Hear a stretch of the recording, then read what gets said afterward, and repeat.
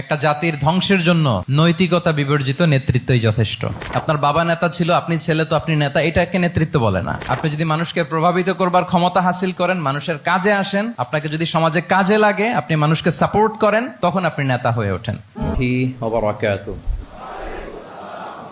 نحمده ونصلي على رسوله الكريم أما بعد فأعوذ بالله من الشيطان الرجيم بسم الله الرحمن الرحيم لقد كان لكم في رسول الله أسوة حسنة لمن كان يرجو الله واليوم الآخر وذكر الله كثيرا صدق الله العظيم رب اشرح لي صدري ويسر لي أمري واحلل عقدة من لساني يفقه قولي মিনার চট্টগ্রাম বিশ্ববিদ্যালয়ের আয়োজনে আজকের এই সিরাত প্রোগ্রামে আপনারা যারা উপস্থিত হয়েছেন তাদের সবাইকে জানাচ্ছি আন্তরিক শুভেচ্ছা এবং মোবারকবাদ। আহলান ওয়া সাহলান ওয়া মারহাবান বিকুম ফি হাযাল লিকা আত-তাইয়্যিব আল মুবারাক। আমরা শুরুতেই আল্লাহ রাব্বুল ইজ্জা ওয়াল জালালের দরবারে শুকরিয়া জ্ঞাপন করছি, যিনি আমাদেরকে আজকের এই চমৎকার সন্ধ্যায় চট্টগ্রাম বিশ্ববিদ্যালয়ের সমাজ বিজ্ঞান অনুষদের এই চমৎকার অডিটোরিয়ামে আল্লাহ রাসূল সাল্লাল্লাহু আলাইহি ওয়া আলিহি ওয়াসাল্লামের পবিত্র সিরাত থেকে কিছু আলোচনা শুনবার জন্য আমাদেরকে একত্রিত হওয়ার সুযোগ করে দিয়েছেন। আমরা সবাই কালিমাতুশ শুকর পড়ে নিচ্ছি আলহামদুলিল্লাহ।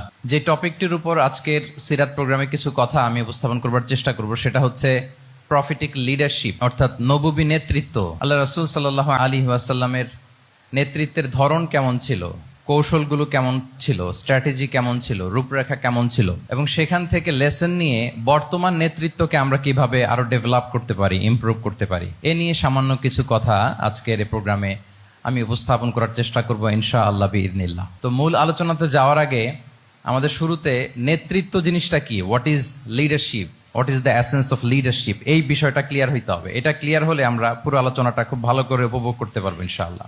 আমি অডিয়েন্সের মধ্য থেকে শুনতে চাই যে নেতৃত্ব বলতে আমরা আসলে কি বুঝি, হোয়াট ইজ লিডারশিপ। লিডারশিপ মানে অন্যকে প্রভাবিত করবার ক্ষমতা, এটাই হচ্ছে মূলত লিডারশিপ। নেতৃত্ব মানে আপনার যদি অন্যকে ইনফ্লুয়েন্স করার ক্ষমতা থাকে, আপনার যদি মানুষকে ম্যানেজ করার ক্ষমতা থাকে, প্রভাবিত করবার ক্ষমতা থাকে, এটাই বেসিকলি লিডারশিপ। যদি আমরা অন্যকে প্রভাবিত করতে পারি তাহলে বাই ডিফল্ট আমি নেতা হয়ে উঠি। এটা হচ্ছে লিডারশিপের মূল সংজ্ঞা বা প্রকৃত কথা। লেটস সে ক্লাস শেষে একজন তার বন্ধুদেরকে বলল চল খেলতে যাই, তো কেউ কেউ রাজি, আবার অনেকে রাজি না। সে কনভিন্স করা শুরু করলো, ফাইনালি সে সবাইকে কনভিন্স করে খেলতে নিয়ে গেল, এই যে লিডার হয়ে গেছে। ক্লিয়ার হয়েছে না ব্যাপারটা? তাহলে বেসিকলি অন্যকে প্রভাবিত করবার যে ক্ষমতা, এটাই হচ্ছে কি লিডারশিপ। যদি আমরা অন্যকে প্রভাবিত করতে পারি, ইনফ্লুয়েন্স করতে পারি। আমাদের সমাজে কিংবা রাষ্ট্রে আমরা যে সমস্যাগুলো দেখি এগুলো বেসিকলি পোর লিডারশিপের কারণে। Poor leadership, because of poor leadership. যদি যথাযোগ্য নেতৃত্ব আমরা তৈরি করতে পারতাম, যোগ্য নেতৃত্ব যদি আমরা হাজির করতে পারতাম, তাহলে এই সমস্যাগুলো থাকতো না।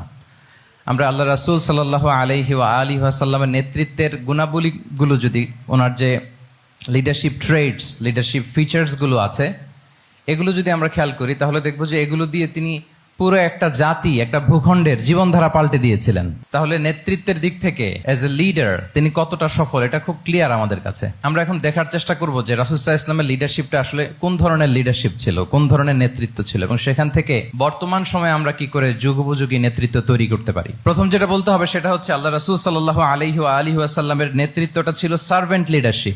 সার্ভেন্ট লিডারশিপ মানে হচ্ছে কাজের মধ্য দিয়ে নেতা হওয়া। বেসিক্যালি আপনি যখন মানুষের কাজে লাগবেন বা কাজে আসবেন তখনই আপনি নেতা। যদি আপনাকে সমাজে কোনো কাজে না লাগে, সমাজে যদি আপনি রেলেভেন্ট হতে না পারেন, কাউকে সাপোর্ট করতে না পারেন, গাইড করতে না পারেন, তাহলে তো নেতা হয়ে ওঠা আপনার পক্ষে সম্ভব হবে না। তাহলে যদি কাজে লাগা যায় মানুষের, আপনি যদি কাজে লাগেন, আপনি যদি মানুষের উপকারে আসেন, তাহলে by default you are a leader.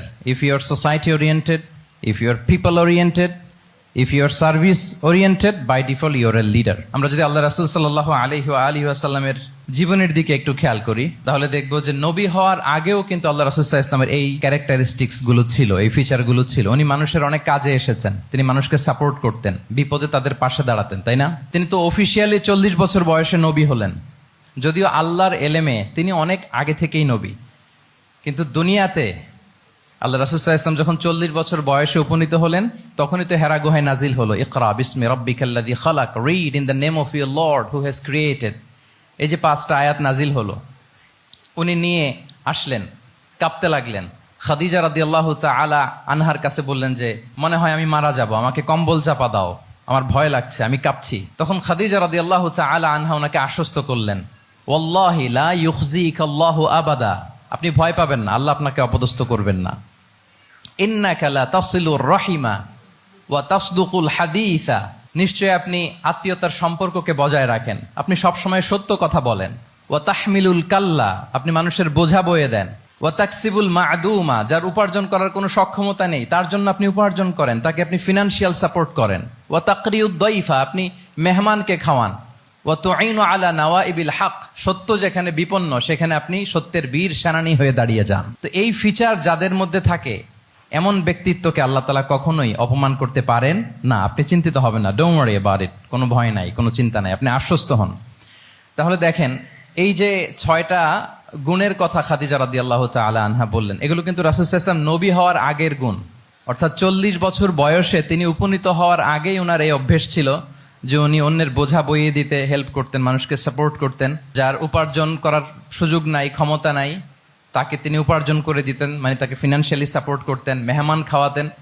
তার মানে নবী হওয়ার আগেই উনি জনকল্যাণমূলক কাজে নিজেকে সম্পৃক্ত রেখেছেন, মানুষকে তিনি সাপোর্ট করতেন, মানুষকে হেল্প করতেন, উনি মানুষের কাজে লাগতেন। আর যে মানুষের কাজে লাগে, মানুষের উপকারে আসে, জনকল্যাণমূলক কাজে নিজেকে সম্পৃক্ত রাখে, বাই ডিফল্ট সে নেতা, বাই ডিফল্ট সে কি নেতা হয়ে যায়।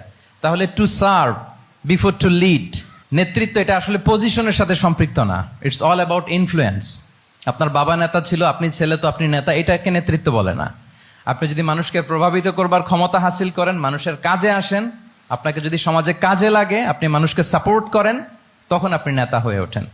তাহলে রাসূল সাল্লাল্লাহু আলাইহি ওয়াসাল্লামের লিডারশিপটা যদি বুঝতে হয়, প্রথম কথা হচ্ছে ওনার লিডারশিপের প্যাটার্নটা ছিল সার্ভেন্ট লিডারশিপ, মানে সার্ভিস দেওয়ার মধ্য দিয়ে উনি নেতা বনে গেছেন। নবী হওয়ার আগেই ওনার মধ্যে এই ট্রেড ছিল, উনি মানুষকে সার্ভিস দিতেন। আরবিতেও একটা কথা আছে, সাইয়্যিদুল কওমি খাদিমুহুম, মানে যিনি সমাজের নেতা তিনি হবে সমাজের সবচেয়ে বড় খাদেম। যিনি নেতা হবেন তিনি সমাজের সবচেয়ে বড় কি হবেন? খাদেম হবেন। আমি টোটাল 12টা পয়েন্ট আলোচনা করবার চেষ্টা করবো ইনশাআল্লাহ। প্রথম পয়েন্টটা হচ্ছে সার্ভেন্ট লিডারশিপ, মানে to serve before to lead. নেতা হওয়ার আগে খাদেম হইতে হবে। কি হইতে হবে? খাদেম হইতে পারলে আপনি বাই ডিফল্ট নেতা। তাহলে আল্লাহ রাসূল সাল্লাল্লাহু আলাইহি ওয়া আলিহি ওয়াসাল্লামের নেতৃত্বের প্রথম কথা হচ্ছে ওনার লিডারশিপ প্যাটার্নটা ছিল সার্ভেন্ট লিডারশিপ, এটা হচ্ছে নাম্বার 1। 2 নাম্বার কথা হচ্ছে নেতৃত্বের জন্য যেটা লাগে সেটা হচ্ছে কম্পিটেন্স। কিছু কম্পিটেন্স লাগে, এর মধ্যে অন্যতম কম্পিটেন্স হচ্ছে এলোকোয়েন্স, বাগ্মিতা, বক্তব্যের পারঙ্গমতা, এটা লাগে। মানে যিনি নেতা হবেন তিনি কথা বলতে জানতে হবে, কথা বলতে পারতে হবে। এবার বলেন তো আল্লাহ রাসূল সাল্লাল্লাহু আলাইহি ওয়াসাল্লামের এই কোয়ালিটিটা ছিল কি ছিল না?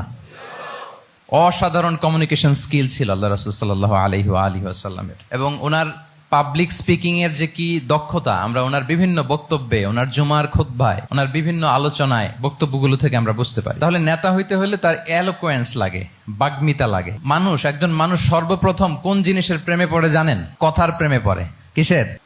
কথার প্রেমে পড়ে। কথার ধরন, কণ্ঠস্বর, তার অ্যাটিটিউড, তার শব্দের জাদু, এটা মানুষের হৃদয়কে জয় করে ফেলে। আল্লাহ রাসূল সাল্লাল্লাহু আলাইহি ওয়া আলিহি ওয়াসাল্লাম তিনি নিজেও বলেছেন, ওয়া ইন্না মিনাল বায়ানি লা সিহরা, কিছু কিছু বক্তব্যের মধ্যে জাদু আছে। তো রাসূল সাল্লাল্লাহু আলাইহি ওয়াসাল্লামের এই এলোকোয়েন্স ছিল, এলোকোয়েন্স। তিনি বলতেন, উতিতু জাওয়ামিউল কালিম, আল্লাহ তাআলা আমাকে সর্বমর্ম বাচন ভঙ্গির অধিকারী করেছেন।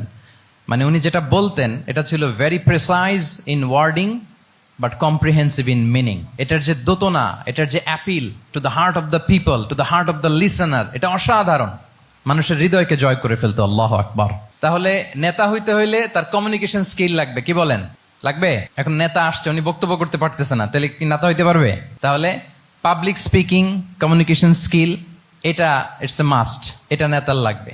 যেমনটি রাসূলুল্লাহ সাল্লাল্লাহু আলাইহি ওয়া আলিহি ওয়াসাল্লামের ছিল। উনি সর্বমর্ম বাচন ভঙ্গির অধিকারী ছিলেন। বলতেন কম, কিন্তু এটার অ্যাপিল ছিল অনেক বেশি, এটার ব্যাখ্যা হয়ে যেত অনেক। রাসূল সাল্লাল্লাহু আলাইহি ওয়াসাল্লামের সবচাইতে বড় ভাষণটি ছিল বিদায় হজের ভাষণ, খুব সম্ভবত। ওই ভাষণের টেক্সটগুলোকে যদি একসাথে করা হয়, আমার মনে হয় 10 মিনিটের বেশি লাগবে না ওই টেক্সটগুলো পড়তে। তার মানে সবচাইতে বড় যে ভাষণ ওনার, ওটা কত ছিল? 10 থেকে 12 মিনিটের ভাষণ ছিল। আমরা তো ঘন্টার পর ঘন্টা বক্তব্য করি, তারপরেও তো আমরা মানুষের মনকে খুশি করতে পারি না। উনি সেই যে 1400 বছর আগে 10 মিনিটের একটা ছোট্ট ভাষণ দিলেন, গোটা বিশ্ব আজও হাবুডুবু খায় ওই ভাষণের ভেতর, ঠিক কিনা বলেন? তাহলে উতিতু জাওয়ামিউল কালিম, আমি সর্বমর্ম বাচনভঙ্গির অধিকারী।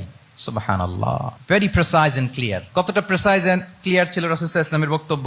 আম্মা জান আয়েশা রাদিয়াল্লাহু তাআলা আনহা বলেন, লাউ আদ্দাহুল আদ্দু লা আহসাহু, তিনি যখন বক্তব্য করতেন, কেউ যদি চাইতো যে দেখি কয়টা শব্দ বললেন বক্তব্যে, কয়টা বাক্য বললেন, চাইলে মুহূর্তে গুনে ফেলা যেত সেটা। এত প্রেসাইজ এন্ড ক্লিয়ার বক্তব্য ছিল যে তিনি কয়টা বাক্য ব্যবহার করেছেন, কয়টা শব্দ ইউজ করেছেন এই বক্তব্যে, চাইলে যে কেউ গুনে ফেলতে পারত। এবং তিনি খুবই শুদ্ধ আরবিতে কথা বলতেন, আফসাহুল লিসান ছিলেন। বিশুদ্ধ ভাষায় কথা বলতে পারা এটা অনেক জরুরি। রাসূল সাল্লাল্লাহু আলাইহি ওয়াসাল্লাম অত্যন্ত বিশুদ্ধ আরবিতে কথা বলতেন, এবং বিশুদ্ধ আরবি জানাটা বা বিশুদ্ধ ভাষাটা এত জরুরি যে আল্লাহ তাআলা তার প্রিয় হাবিবকে এই বিশুদ্ধ ভাষা শেখানোর জন্য মায়ের বুকের দুধ খাওয়া থেকে বঞ্চিত রেখেছিলেন।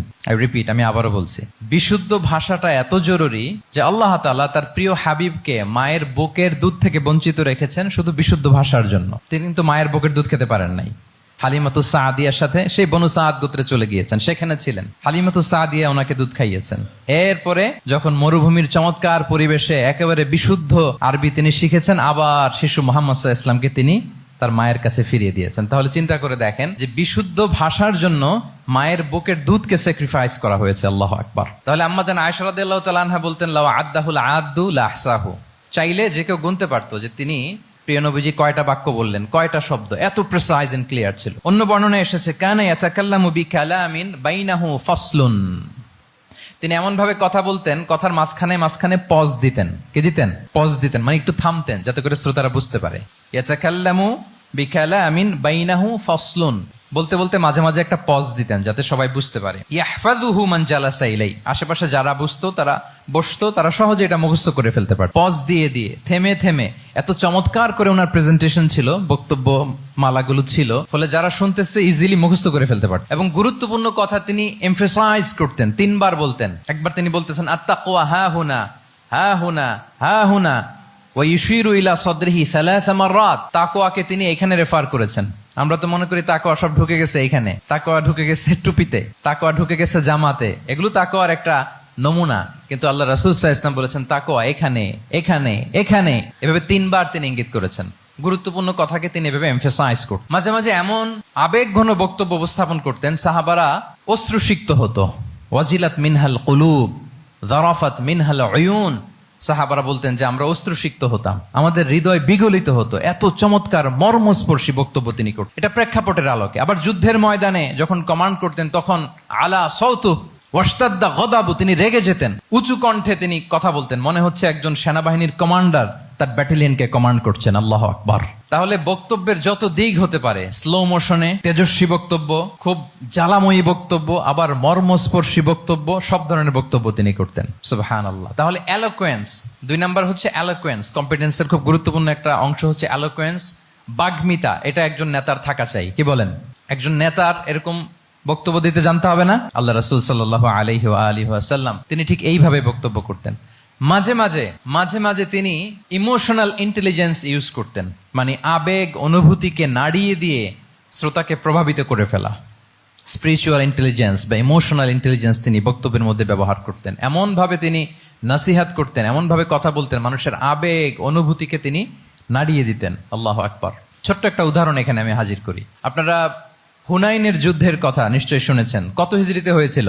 8ম হিজরি। তার মানে মক্কা বিজয়ের ইমিডিয়েট পরেই, কয়েক সপ্তাহ পরেই তো হুনাইনের যুদ্ধ হয়েছিল। তো এই হুনাইনের যুদ্ধে অনেক ওয়ার বুটিজ মুসলমানদের করতলগত হয়েছিল, মানে অনেক গানিমাত, অনেক সম্পদ ওনারা যুদ্ধ শেষে যুদ্ধলব্ধ সম্পদ হিসেবে পেয়েছিলেন। 24,000 উট, প্রায় 40,000 ভেড়া, এত পরিমাণ গানিমত যখন রাসূল সাল্লাল্লাহু আলাইহি ওয়াসাল্লাম পেলেন, তিনি এগুলো বন্টন করতে শুরু করলেন। কিন্তু রাসূল সাল্লাল্লাহু আলাইহি ওয়াসাল্লাম তিনি বন্টন করতে যে আনসারী সাহাবীদেরকে, অর্থাৎ মদিনার যে সাহাবারা, তাদেরকে কিছুই দিলেন না, বরং তিনি মক্কার সাহাবাদেরকে দিলেন, অন্যান্য গোত্রের লোকদেরকে দিলেন, আশেপাশের সবাইকে দিলেন, কিন্তু দিলেন না কাদেরকে? আনসারী সাহাবীদেরকে। তো ফলে এত বিশাল ওয়ার বুটিজ, এর মধ্যে থেকে কিছুই আনসারীরা পেল না। ওনাদের মধ্যে ক্ষোভের জন্ম নিল। ক্ষোভ থেকে ওনারা সমালোচনা করতে আরম্ভ করলেন আল্লাহ রাসূল সাল্লাল্লাহু আলাইহি ওয়াসাল্লামের। এবং সমালোচনা করতে করতে এটা এমন পর্যায়ে চলে গেল, এক পর্যায়ে তারা বলতে আরম্ভ করলো যে আমরা ওনার জন্য জান দিলাম, জীবন দিলাম, আজকে উনি এত সম্পদ পেয়ে সব নিজ এলাকার লোকদের মাঝে বন্টন করে দিল, এটা কি ঠিক করলো উনি?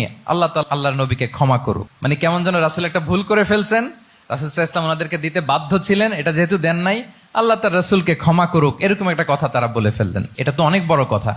আল্লাহ রাসূল সাল্লাল্লাহু আলাইহি ওয়া আলিহি ওয়াসাল্লাম যখন এই কথা শুনলেন, তখন তিনি আনসারী সাহাবীদেরকে জড়ো করে একটা গেট টুগেদার করে এমন ইমোশনালি ওনাদেরকে কাবু করলেন, ইমোশনাল ইন্টেলিজেন্স ইউজ করলেন। এখানে তারা এসেছিল ক্ষোভ নিয়ে, অসন্তোষ নিয়ে, পরে সবাই কান্না করে রাসূল সাল্লাল্লাহু আলাইহি ওয়াসাল্লামের কাছে ক্ষমা চেয়ে সেই মজলিস থেকে উঠতে বাধ্য হয়েছে। তিনি সবাইকে ডেকে বললেন, ইয়া মা'আশারাল আনসার আলাম আতিকুম দুল্লালান ফাহাদাকুমুল্লাহ ওয়া আলাতান ফাআগনাকুমুল্লাহ ওয়া আ'দাআন ফাআল্লাফাল্লাহু বাইনা কুলুবিকুম। চমৎকার চমৎকার এক্সপ্রেশন যে ওহে আনসাররা, আমি কি তোমাদেরকে পথভ্রষ্ট পাইনি, পথহারা পাইনি? আমার ওসিলায় তোমরা হেদায়েতের দেখা পেয়েছো। আমি কি তোমাদেরকে নিঃস্ব পাইনি? আমার ওসিলায় তোমরা সমৃদ্ধ হয়েছে, সম্পদশালী হয়েছো। আমি কি তোমাদেরকে যুদ্ধরত অবস্থায় পাইনি? আউস খাজরাজ তোমরা তো ফাইট করতেছিলে ইচ আদার, আমি যে তোমাদের মধ্যে সম্প্রীতি আর ভালোবাসার মেলবন্ধনে তোমাদেরকে একত্রিত করে দিলাম। আওয়াজাতুম ফি আনফুসিকুম ফি লুআআতিম মিনাদ দুনিয়া, আর দুনিয়ার সামান্য কিছু জিনিসের কারণে তোমরা মনে কষ্ট পাচ্ছ, যেটা দিয়ে আমি কিছু মুসলিমদের হৃদয়কে আকৃষ্ট করছিলাম। তা আল্লাফতু বিহা কওমান লিউসলিমু ওয়া ওয়াকালতুকুম ইলা ইসলামিকুম, আমি কিছু মুসলিমদেরকে এগুলো দিয়ে তাদের হৃদয়টাকে ইসলামের প্রতি আরো অ্যাট্রাক্টেড করতেছিলাম, আর তোমাদেরকে তোমাদের ইসলামের উপরই আমি ছেড়ে দিয়েছি। আমি জানি আমার আনসাররা, তাদের হৃদয়ে যে ইসলাম আছে এটাই তাদের জন্য যথেষ্ট। আমা তারদাউনা আইয়াযহাবান নাসু বিশ-শাতি ওয়াল বাঈর وَتَرْجِعُونَ بِرَسُولِ اللَّهِ فِي رِحَالِكُمْ. Won't you be happy that people go back to their country with sheep and camel, and you go back to your country with Rasulullah? Allahu Akbar. তোমরা কি এতে খুশি হবে না? মানুষ উট আর ভেড়া নিয়ে তাদের এলাকায় ফিরবে, আর তোমরা আল্লাহর রাসূলকে নিয়ে তোমাদের এলাকায় ফিরবে। এরকম একটার পর একটা ইমোশনালি রাসূল সাল্লাল্লাহু আলাইহি ওয়াসাল্লাম যখন আনসার সাহাবীদেরকে কাবু করতে লাগলেন, ওনারা এমন ভাবে কান্নার রোল জুড়ে দিল, এমন ভাবে অনুতপ্ত হলো, কাঁদতে শুরু করলো। পরে এরা বলতে আরম্ভ করলো, আমি তো 2-1টা বাক্য বললাম, লম্বা চূড়া মন মাতানো বক্তব্য, হৃদয় স্পর্শী বক্তব্য। তারা বললো, ইয়া রাসূলুল্লাহ, আমরা শুধু আপনাকে পেয়েই খুশি। রাসূল সাল্লাল্লাহু আলাইহি ওয়াসাল্লাম বলেন, গোটা বিশ্বের মানুষ যদি এই পথ ধরে আর আনসারীরা যদি এই পথ ধরে, আমি এই পথ ছেড়ে দিয়ে আনসারীদের পথে হাঁটবো। আল্লাহ তুমি আনসারদের ক্ষমা করো, তাদের সন্তানদের ক্ষমা করো, তাদের নাতিদেরকে ক্ষমা করো। এভাবে মর্মস্পর্শী বক্তব্য যখন ইমোশনাল ইন্টেলিজেন্স দিয়ে যখন রাসূল সাল্লাল্লাহু আলাইহি ওয়াসাল্লাম বললেন, সব আনসারী সাহাবারা কাঁদতে আরম্ভ করলেন। সবাই ফাবাকাল কওমু হাত্তা আখদালু লুহাহুম, তাদের প্রত্যেকের দাড়ি ভিজে গেল, এমন কান্না জুড়ে দিল। আল্লাহু আকবার। তাহলে এটা ছিল রাসূল সাল্লাল্লাহু আলাইহি ওয়াসাল্লামের বক্তব্যের মাধ্যমে শ্রোতাদের মাঝখানে প্রভাব সৃষ্টি করার ক্ষমতা। চিন্তা করতে পারেন, হৃদয় কেঁপে ওঠে না এই কথা শুনলে? Won't you be happy people go back to their home with sheep and camel, and you take the messenger of Allah with you? মানুষ ছাগল ভেড়া নিয়ে ফিরতেছে, তোমরা তো আল্লাহর নবীকে নিয়ে ঘরে ফিরতেছো। আল্লাহু আকবার।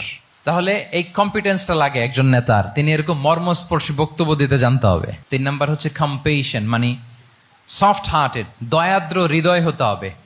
আপনি মানুষের দুঃখ যদি আপনাকে কাঁদায়, তবেই আপনি নেতা। আমরা আল্লাহ রাসূল সাল্লাল্লাহু আলাইহি ওয়াসাল্লামের দিকে যদি তাকাই, ওনার তো একটা উপাধি হচ্ছে রাহমাতাল লিল আলামিন। আল্লাহ রাসূল সাল্লাল্লাহু আলাইহি ওয়াসাল্লামের উপাধি কি? ওমা আরসালনাকা ইল্লা রাহমাতাল লিল আলামিন, we have not sent you but as mercy for all the worlds. নবী হে, আপনাকে সবার জন্য আমি মার্সি করে পাঠিয়েছি, রাহমা করে পাঠিয়েছি। আপনি সবার জন্য রহমত, মানুষের জন্য, ম্যানকাইন্ড, জিনকাইন্ড, অ্যানিমালস, সবার জন্য আপনি রাহমা।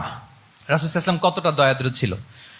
আল্লাহ তাআলা অন্য আয়াতে বলছেন, ফাবিমা রাহমাতিম মিনাল্লাহি লিনতা লাহুম ওয়ালাউ কুনতা ফাযযান গালিযাল কলবি লানফাদ্দু মিন হাওলিক। নবী হে, লিনতা লাহুম, সবার জন্য আপনি সফট হার্টেড হয়েছেন আল্লাহর অনুগ্রহে। যদি আপনি সফট হার্টেড না হয়ে আপনি যদি কঠোর হৃদয়ের অধিকারী হতেন, তাহলে এখন লোকেরা যেমনি আপনাকে ঘিরে রাখে, আপনার চারিপাশে সবাই ঘিরে রাখতো না। আল্লাহু আকবার। সাহাবারা সব সময় রাসূল সাল্লাল্লাহু আলাইহি ওয়াসাল্লামের সঙ্গ পেতে চাইতো, অ্যাকম্পানি চাইতো, ঘিরে রাখ। এমনকি অনেক সাহাবী ঘরে ভালো না লাগলে রাসূল সাল্লাল্লাহু আলাইহি ওয়াসাল্লামের কাছে চলে আসতো। এমনকি অনেক সাহাবী বলতেন যে আমার পেটে ক্ষুধা লাগলেই আমি রাসূলের কাছে যেতাম, কারণ রাসূলের চেহারা দেখলে আমার পেটের ক্ষুধা উধাও হয়ে যেত। ফাবিমা রাহমাতিম মিনাল্লাহি লিনতা লাহুম। নবী হে, আল্লাহর অনুগ্রহে আপনি কোমলভাষী হয়েছেন। কোমল হৃদয়ের হওয়া, সফট হার্টেড হওয়া, দয়াদ্র চিত্তের হওয়া, এটা অন্যতম একটা লিডারশিপ ট্রেট। এত দয়াদ্র ছিলেন আল্লাহ তাআলা বলছেন ফালাআল্লাকা বাখিউন নাফসাকা আলা আসারিহিম ইল্লাম ইউমিনু বিহাযাল হাদীসি আসাফা। রাসূল সাল্লাল্লাহু আলাইহি ওয়াসাল্লাম বারবার মক্কার কুরাইশদের কাছে যেত, বারবার কাফিরদের কাছে যেত, যেন তারা ঈমান আনে, যেন তারা খারাপ রাস্তা ছেড়ে দিয়ে ভালো রাস্তায় আসে। বারবার চিন্তা করতো যে ইস, কেন তারা লা ইলাহা পড়ে না, কেন তারা সত্যের পথে ফিরে আসে না। হায় রে, একটুর জন্য তো তারা সামান্য আমার কথাটা শুনলেই তো বেঁচে যেত, ইস একটু আমার কথা মানলেই তো জাহান্নাম থেকে বেঁচে যেত। এরকম অস্থির হয়ে তাদের পেছনে ছুটতেন। আল্লাহ তাআলা বলেছেন, নবী হে, আপনি ওদের পেছনে ছুটতে ছুটতে আপনি তো নিজেকেই শেষ করে দিবেন। বাখিউন নাফসাক, আপনি তো নিজের দিকে খেয়াল করছেন না, নিজের শরীরের দিকে খেয়াল করছেন না, নিজের স্বাস্থ্যের দিকে, সময়ের দিকে, আপনি পাগল পাড়া হয়ে তাদেরকে বাঁচানোর জন্য ছুটছেন। তাহলে কতটা দয়াদ্র কোমল হৃদয়ের অধিকারী হলে যে কাফেররা রাসূল সাল্লাল্লাহু আলাইহি ওয়াসাল্লামকে ফিজিক্যালি মেন্টালি এমন কোনো টর্চার নেই, করে নাই, তাদের পিছনে পিছনে ছুটতেন তিনি। হায় রে, একটু যদি ইমানের রাস্তায় আনা যায়, কোনোভাবে যদি তাদেরকে বুঝিয়ে কনভিন্স করা যায়, তাহলে কম্প্যাশনেট, দয়ালু হওয়া, এটা নেতৃত্বের অন্যতম একটা গুণ। আপনার হৃদয়ে দয়া থাকতে হবে, মায়া থাকতে হবে সবার জন্য, কারণ নেতা তিনি তো সবার। লেটসে বাংলাদেশের যিনি প্রধানমন্ত্রী হবেন, আরো রেলেভেন্ট হয়ে যাচ্ছে এখন কথা, সামনে তো নির্বাচন আসতেছে, সো কেউ না কেউ তো প্রধানমন্ত্রী হবে। তো উনি যখন প্রধানমন্ত্রী হবে ধরেন, উনি কি শুধু ওনার দলের প্রধানমন্ত্রী হবেন? তাহলে উনি 18 কোটি মানুষের প্রধানমন্ত্রী হবেন, ঠিক কিনা বলেন? তাহলে সবার জন্য ওনার হৃদয়ে দয়া, ভালোবাসা, এটা থাকার দরকার আছে না নাই? তিনি সবার প্রতি কোমল হৃদয়ের হইতে হবে, দয়াদ্র হইতে হবে। প্রধানমন্ত্রী উনি শুধু নিজ দলের প্রধানমন্ত্রী নন, 18 কোটি মানুষের প্রধানমন্ত্রী। তাহলে সফট হার্টেড হইতে হবে। রাসূল সাল্লাল্লাহু আলাইহি ওয়াসাল্লামের মধ্যে এটা ছিল। সবসময় তিনি মাজলুমদের পাশে থাকতেন। আপনারা হিলফুল ফুজুলের কথা জানেন। ওনার বয়স যখন 35, ইয়ামানের এক ব্যবসায়ী আসছিল মক্কায় ব্যবসা করতে। পণ্য বিক্রির পরে আস ইবনে ওয়াইল নামে এক দুষ্ট জালেম, সে পণ্য নিয়ে বলে, আমরা এই এলাকার লোক, আমরা দাম দিব না, কি করতে পারো করো। এই লোক কান্না জুড়ে দিল। তার কান্না দেখে রাসূল সাল্লাল্লাহু আলাইহি ওয়াসাল্লামের হৃদয়ে দয়া হলো। তিনি ওনার চাচা জুবাইর ইবনে আব্দুল মুত্তালিব সহ ওনার মতো যারা ইয়াং স্টার আছে সবাইকে নিয়ে একটা সংঘ করলেন। এটাই তো হালাফুল ফুদুল, মূলত নাম হচ্ছে হালাফুল মুত্তাইয়িবিন। জাহিলি যুগে ওনাদের প্রথা ছিল, কোনো একটা ভালো কাজে কেউ যখন এক হতো, রং ভর্তি বালতির ভেতরে হাত ঢুকিয়ে তারা পাথরের মধ্যে ওই হাতের ছাপ দিত, সবাই ওইখানে ছাপ দিত। ফলে কাইন্ড অফ কভেনেন্ট, এটা একটা চুক্তির মতো, যে আমরা চুক্তিবদ্ধ হলাম, এগ্রিমেন্ট করলাম যে আমরা সবাই এক। তো রাসূল সাল্লাল্লাহু আলাইহি ওয়াসাল্লাম ওনার মতো ইয়াংস্টারদেরকে নিয়ে এই হালাফুল মুত্তাইয়িবিন বা হালাফুল ফুদুল করেছেন। এবং এটার মূল কথা ছিল, মূল স্লোগান ছিল, নাহনু মাআল মাজলুম দিদ্দা যালিম, আমরা সবসময় মাজলুমের পক্ষে থাকবো, জালিমের বিপক্ষে। এটা ছিল হিলফুল ফুজুলের কি মূল শিক্ষা। এইভাবে সব সময় তিনি মাজলুমদের সাথে ছিলেন। শ্রমিক সাহাবীদেরকে বড্ড ভালোবাসতেন, শ্রমজীবীদেরকে বড্ড ভালোবাসতেন। এমনকি বিদায় হজের মতো এরকম গুরুত্বপূর্ণ ভাষণও শ্রমজীবীদের কথা বাদ যায়নি, গরিবদের কথা বাদ যায়নি। আরিকাআকুম আতঈমুহুম মিম্মা তাআকুলুন ওয়ালবাসুহুম মিম্মা তালবাসুন। খবরদার, সেদিনও বলেছিলেন সেই বিদায় হজের ভাষণে, তোমরা তোমাদের শ্রমজীবী লোকদের কথা ভুলে যেও না, তোমাদের স্টাফদের কথা, তোমাদের দাস দাসীদের কথা। তোমরা যা খাবে সেখান থেকে তাদেরও খাওয়াবে, তোমরা যে পোশাক পরবে সেখান থেকে তাদেরও পোশাকের ব্যবস্থা করবে। আল্লাহু আকবার। তাহলে রাহমাতাল লিল আলামিন, তিনি ছিলেন কম্প্যাশনেট, দয়ালু হৃদয়ের অধিকারী। 4 নম্বরে হচ্ছে ইন্টেগ্রিটি। ইন্টেগ্রিটি মানে সততা, নৈতিকতা থাকতে হবে। এটা অন্যতম একটা লিডারশিপ ট্রেইট। এটার বড় ক্রাইসিস এখন ইন্টিগ্রিটির। রাসূল সাল্লাল্লাহু আলাইহি ওয়াসাল্লামের লিডারশিপটা ছিল এথিক্যাল লিডারশিপ, কিন্তু এইটার অনেক বড় ক্রাইসিস আমাদের সমাজে, আমাদের নেতৃত্বের মাঝে। কি বলেন? নৈতিকতার ঘাটতি আছে না? নৈতিকতা বিবর্জিত নেতৃত্ব, এটা দিয়ে কিছুই হয় না। একটা জাতির ধ্বংসের জন্য নৈতিকতা বিবর্জিত নেতৃত্বই যথেষ্ট। এজন্য নৈতিকতা লাগবে, ইন্টিগ্রিটি, সততা। আমরা যদি আল্লাহ রাসূল সাল্লাল্লাহু আলাইহি ওয়াসাল্লামের নেতৃত্বের দিকে তাকাই, ওনার সততা, ওনার সত্যবাদিতা, ওনার আমানতদারিতা নিয়ে যদি আমরা একটু সিরাতের পরতে পরতে খেয়াল করি, এমনকি নবী হওয়ার আগে যদি খেয়াল করি, তাহলে দেখবো যে মক্কার লোকেরা আল্লাহ রাসূল সাল্লাল্লাহু আলাইহি ওয়াসাল্লামকে আস-সাদিক, আল আমিন উপাধিতে ভূষিত করেছেন। সুবহানাল্লাহ, মানে সত্যবাদী, ট্রুথফুল এন্ড ট্রাস্টওয়ার্দি।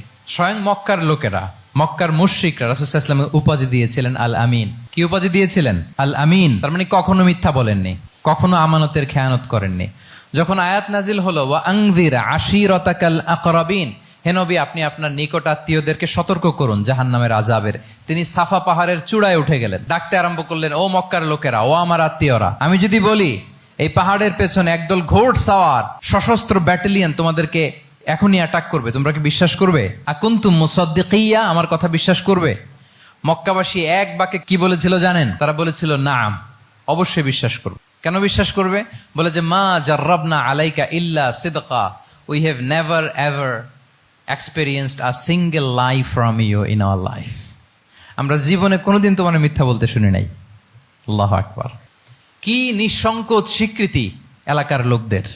এইটা আমাদের সমাজে অনেক বড় ক্রাইসিস, আমানতদারিতা, ট্রাস্টওয়ার্দিনেস। সো এখান থেকে আমাদের শিখতে হবে, অনেক কিছু রিভাইজ করতে হবে আমাদেরকে। এই যে নতুন বাংলাদেশের চমৎকার সময় এসেছে, আর 54 বছরও হয়তো আমরা এই সুযোগ পাবো না। এজন্য আমাদেরকে শিখতে হবে রাসূল সাল্লাল্লাহু আলাইহি ওয়াসাল্লামের যে ইন্টিগ্রিটি, ওনার যে ট্রাস্টওয়ার্দিনেস, এই আমানতদারিতা থেকে আমাদেরকে শিখতে হবে। তাহলে নেতাকে আস্থার জায়গা তৈরি করে নিতে হয়। রাসূল সাল্লাল্লাহু আলাইহি ওয়াসাল্লাম এটা ধীরে ধীরে তৈরি করেছেন। আপনারা জানেন যে উনি নবুয়তের আগে পার্টনারশিপে বিজনেস করতেন খাদিজা রাদিয়াল্লাহু তাআলা আনহার সাথে। মানে খাদিজা রাদিয়াল্লাহু তাআলা আনহার ইনভেস্টমেন্ট আর উনি শ্রম দিতেন। তো উনি সিরিয়াতে গিয়েছেন পণ্য নিয়ে, মালামাল নিয়ে। ওনার ব্যবসা বাণিজ্যের ধরন কেমন এটা দেখবার জন্য খাদিজা রাদিয়াল্লাহু তাআলা আনহা ওনার এক বান্ধবীকে পাঠিয়েছিলেন ওই ক্যারাভ্যানে, ওই কাফেলায়। নাম ছিল মাইসারা। তো মাইসারাকে বলেছে, মাইসারা তুমি দেখবা যে টাকা পয়সা আবার উল্টাপাল্টা করে কিনা, ঠিকঠাক মতো ব্যবসা করে কিনা, আমার huge investment, on behalf of me তুমি এই ক্যারাভ্যানে থাকবে আর দেখবে যে মোহাম্মদ ঠিকঠাক বিজনেসটা করে কিনা। আল্লাহু আকবার। মাইসারা এই সফর শেষে এসে খাদিজা রাদিয়াল্লাহু তাআলা আনহার কাছে এমন পজিটিভ রিভিউ দিয়েছে, এই রিভিউ শুনেই খাদিজা রাদিয়াল্লাহু তাআলা আনহা বিষ্ণু ইসলামকে বিয়ে করার জন্য রাজি হয়ে গেছেন। আলহামদুলিল্লাহ। মাইসারা এসে রিভিউ দিতে লাগলো যে মোহাম্মদ সে সবার চেয়ে আলাদা সাল্লাল্লাহু আলাইহি ওয়াসাল্লাম। তার ওঠা বসা, তার চলন বলন, তার কথন, তার ডিলিংস, তার লেনদেন সব আলাদা, অসাধারণ তিনি। মাইসারার রিভিউ শুনে আল্লাহু আকবার, খাদিজা রাদিয়াল্লাহু তাআলা আনহা তিনি অবাক হয়ে গেলেন এবং তিনি বিয়ের প্রস্তাব পাঠালেন। রাসূল সাল্লাল্লাহু আলাইহি ওয়াসাল্লামের এই আমানতদারিতায় মুগ্ধ হয়ে কি করলেন? বিয়ের প্রস্তাব পাঠালেন। তাহলে কি পরিমাণে ট্রাস্টওয়ার্দিনেস ওনার ছিল। আরো মজার ব্যাপার হচ্ছে, মক্কার কুরাইশরা, মক্কার লোকেরা রাসূল সাল্লাল্লাহু আলাইহি ওয়াসাল্লামের কাছে এসে আমানতের সম্পদ গচ্ছিত রাখতো। আবু জাহেলের কাছে রাখতো না, উতবা, শাইবা, ওয়ালিদ ইবনে মুগিরা কারো কাছে রাখতো না। খেয়াল করে দেখেন, দল করে আবু জাহেলের, দল করে কার? কিন্তু আমানত রাখে কার বাসায়? কি অবাক করা কাণ্ড না? কর্মী হচ্ছে আবু জাহেলের, কিন্তু আমানতের সম্পদ রাখে কার কাছে? মুহাম্মদ সাল্লাল্লাহু আলাইহি ওয়াসাল্লামের বাসায়। রাসূল সাল্লাল্লাহু আলাইহি ওয়াসাল্লাম যেদিন হিজরত করবেন, উনি সাইয়েদনা আলী রাদিয়াল্লাহু তাআলা আনহুকে অ্যাসাইন করে গিয়েছেন যে আলী তুমি থাকো, তুমি কয়েকদিন পরে মদিনায় হিজরতে যাবা, আমার কাছে যত আমানতের সম্পদ আছে এগুলো তুমি আগে বিলি করে তারপরে যাবে। রাসূল সাল্লাল্লাহু আলাইহি ওয়াসাল্লাম আবু বকর রাদিয়াল্লাহু তাআলা আনহুকে নিয়ে চলে গেলেন। আলী রাদিয়াল্লাহু তাআলা আনহুর টানা 3 দিন লেগেছে যে ডেপোজিটগুলো রাসূল সাল্লাল্লাহু আলাইহি ওয়াসাল্লামের কাছে ছিল, আমানতের যেই জিনিসগুলো ছিল এগুলো বন্টন করতে সাইয়েদনা আলী রাদিয়াল্লাহু তাআলা আনহু 3 দিন সময় নিয়েছেন। 3 দিন। এত পরিমাণ আমানতের সম্পদ রাসূল সাল্লাল্লাহু আলাইহি ওয়াসাল্লামের কাছে ছিল। আল্লাহু আকবার। তাহলে এই আমানতদারিতা, সততা, অনেস্টি, ট্রাস্টওয়ার্দিনেস এটা অনেক জরুরি নেতৃত্বের জন্য। নেতা হতে চাইলে তাকে আমানতদার হইতে হবে। যদি একজন ট্রু লিডার কেউ হতে চায়, তার মধ্যে আমানতদারিতা চাই। কি চাই? আমানতদার। তাহলে ইন্টিগ্রিটি। 5 নম্বরে হচ্ছে গুড ইন্টারাকশন উইথ ফলোয়ার্স। নেতার তার ফলোয়ারের সাথে কি লাগবে? ভালো ইন্টারাকশন লাগবে, সুন্দর একটা সম্পর্ক লাগবে, ভালো বোঝাপড়া চাই। একজন ভালো নেতৃত্বের বৈশিষ্ট্য হচ্ছে নেতা তার ফলোয়ারের সাথে কি করবে? ইন্টারেক্ট করবে। এখানেই বস আর লিডারের মধ্যে পার্থক্য। বস কি করে? অর্ডার করে শুধু। বসের কাজ হচ্ছে এই ডুজ এন্ড ডোন্টস বলে দেয়, এইটা করা যাবে, ওইটা করা যাবে, মানে অর্ডার করে, ডিরেক্ট করে। কিন্তু লিডার কি করে? গাইড করে, মেন্টরিং করে, ইন্সপায়ার করে, মোটিভেট করে। So here is the difference between leader and boss. তাহলে বসই হওয়া যাবে না। নেতা হইতে চাইলে বসই হওয়া যাবে না। You have to interact with your followers. আপনার ফলোয়ারের সাথে ইন্টারাকশন লাগবে, তবেই আপনি নেতা। আমরা দেখি রাসূল সাল্লাল্লাহু আলাইহি ওয়াসাল্লামের কেমন ইন্টারাকশন ছিল। রাসূল সাল্লাল্লাহু আলাইহি ওয়াসাল্লাম যে কোনো বড় ডিসিশনে সাহাবাদের সাথে কনসালটেশন করতেন, পরামর্শ করতেন, তারপরে সিদ্ধান্ত নিতেন।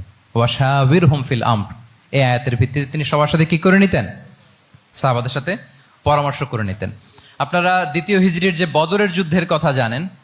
বদরের প্রান্তরটা মদিনা থেকে প্রায় 130 কিলো দক্ষিণ পশ্চিমে। তো ওখানে গেলেন মদিনা থেকে। তিনি যাওয়ার পরে এক জায়গায় তিনি সেনা ক্যাম্প স্থাপন করলেন। স্থাপন করার পরে হাব্বাব ইবনুল মুনজির রাদিয়াল্লাহু তাআলা আনহু তিনি জিজ্ঞেস করলেন, ইয়া রাসূলুল্লাহ, এই যে আপনি এই জায়গায় বদরের প্রান্তরে সেনা শিবির স্থাপন করলেন, সেনা ক্যাম্প স্থাপন করলেন, এটা কি আল্লাহর দেখিয়ে দেয়া কোনো জায়গা নাকি আপনার ইচ্ছায়? তিনি বললেন, আমানজিলান আনসালাকাল্লাহু লাইসা লানা আন নাতাকদ্দামাহু ওয়ালা নাতাআখারা আনহু।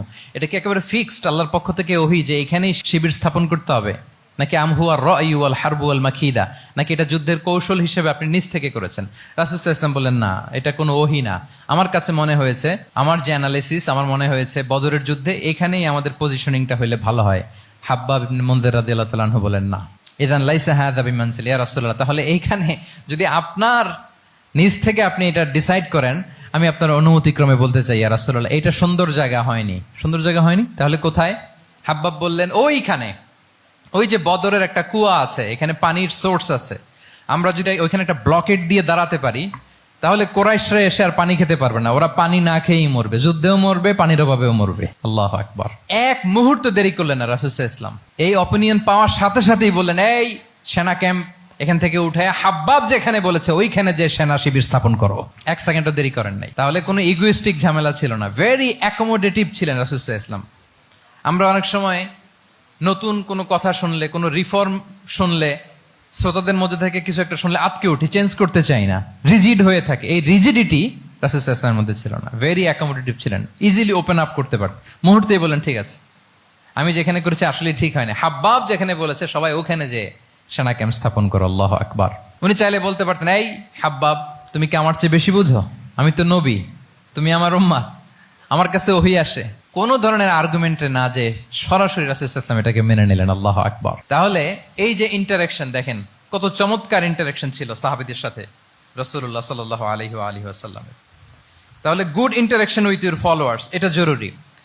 আমরা যদি খন্দকের ঘটনা দেখি, খন্দকের যে পরীক্ষা খনন করা হয়েছিল, এটা কিন্তু কোনো মদিনার বা মক্কার কোনো আরাবিয়ান সাহাবাদের কাছ থেকে এই পরামর্শ আসেনি। এসেছে কার কাছ থেকে? সালমান আল ফারিসি। বাড়ি কই? সেই ইরান, ইয়ামান না, ইরানে। উনি হি ওয়াজ পার্সিয়ান, উনি ইরান থেকে আসছে। তাহলে ইজিলি তিনি সাহাবীদের কাছ থেকে চমৎকার অপিনিয়ন আসলে সেটাকে পিক করতেন এবং তাদের সাথে চমৎকার ইন্টারাকশন ছিল। সাহাবীদের সাথে, ফলোয়ারদের সাথে ওনার কতটা গভীর ইন্টারাকশন ছিল, ছোট্ট একটা হাদিস বলে, হাদিসটা সহিহ, মুসনাদে আহমদ ইবনে হাম্বালে এসছে। আমি এই পয়েন্টটা শেষ করছি। রাসূল সাল্লাল্লাহু আলাইহি ওয়াসাল্লামের যুগে এক সাহাবী ছিল, তার নাম ছিল জাহির ইবনে হারাম আল আশজাঈ। জাহির, সাহাবীর নাম কি? সবাই বলুন, কি নাম? জাহির রাদিয়াল্লাহু তাআলা। উনি মদিনায় থাকতেন না, উনি মরুপল্লীতে থাকতেন, মানে বেদুইন ছিলেন আর কি। মদিনা তো শহর, সিটি, উনি সিটিতে থাকতেন না, উনি থাকতেন মরুপল্লীতে। ওখানে তিনি অর্গানিক ফলমূল, শাকসবজি চাষ করতেন। রাসূল সাল্লাল্লাহু আলাইহি ওয়াসাল্লাম ওনার এই অর্গানিক ফলমূল আর শাকসবজি খুব পছন্দ করতেন। ফলে উনি প্রায় সেই মরুপল্লী থেকে রাসূল সাল্লাল্লাহু আলাইহি ওয়াসাল্লামের জন্য অর্গানিক ফ্রেশ ফ্রুট আর শাকসবজি মদিনায় নিয়ে আসতেন এবং এগুলো ফ্রিতে দিতেন রাসূল সাল্লাল্লাহু আলাইহি ওয়াসাল্লামকে অ্যাজ এ গিফট। উপহার হিসেবে রাসূল সাল্লাল্লাহু আলাইহি ওয়াসাল্লামকে মরুপল্লী থেকে চাষ করে আনা ফলমূল, শাকসবজি দিতেন। আর কিছু শাকসবজি, ফলমূল তিনি মদিনার বাজারে বিক্রি করতেন। তো একবার তিনি এসে রাসূল সাল্লাল্লাহু আলাইহি ওয়াসাল্লামকে অর্গানিক এই ফ্রুটগুলো দিয়ে বাকিগুলো মদিনার বাজারে বিক্রি করতেছেন। রাসূলুল্লাহ সাল্লাল্লাহু আলাইহি ওয়া আলিহি ওয়াসাল্লাম বাজার ভ্রমণে গেলেন, যে দেখে ওই তো জাহির। উনি আবার কানা রজুলান দামিমান, একটু কুৎসিত দেখতে, একটু খাটো কুৎসিত শ্যামবর্ণের ছিলেন।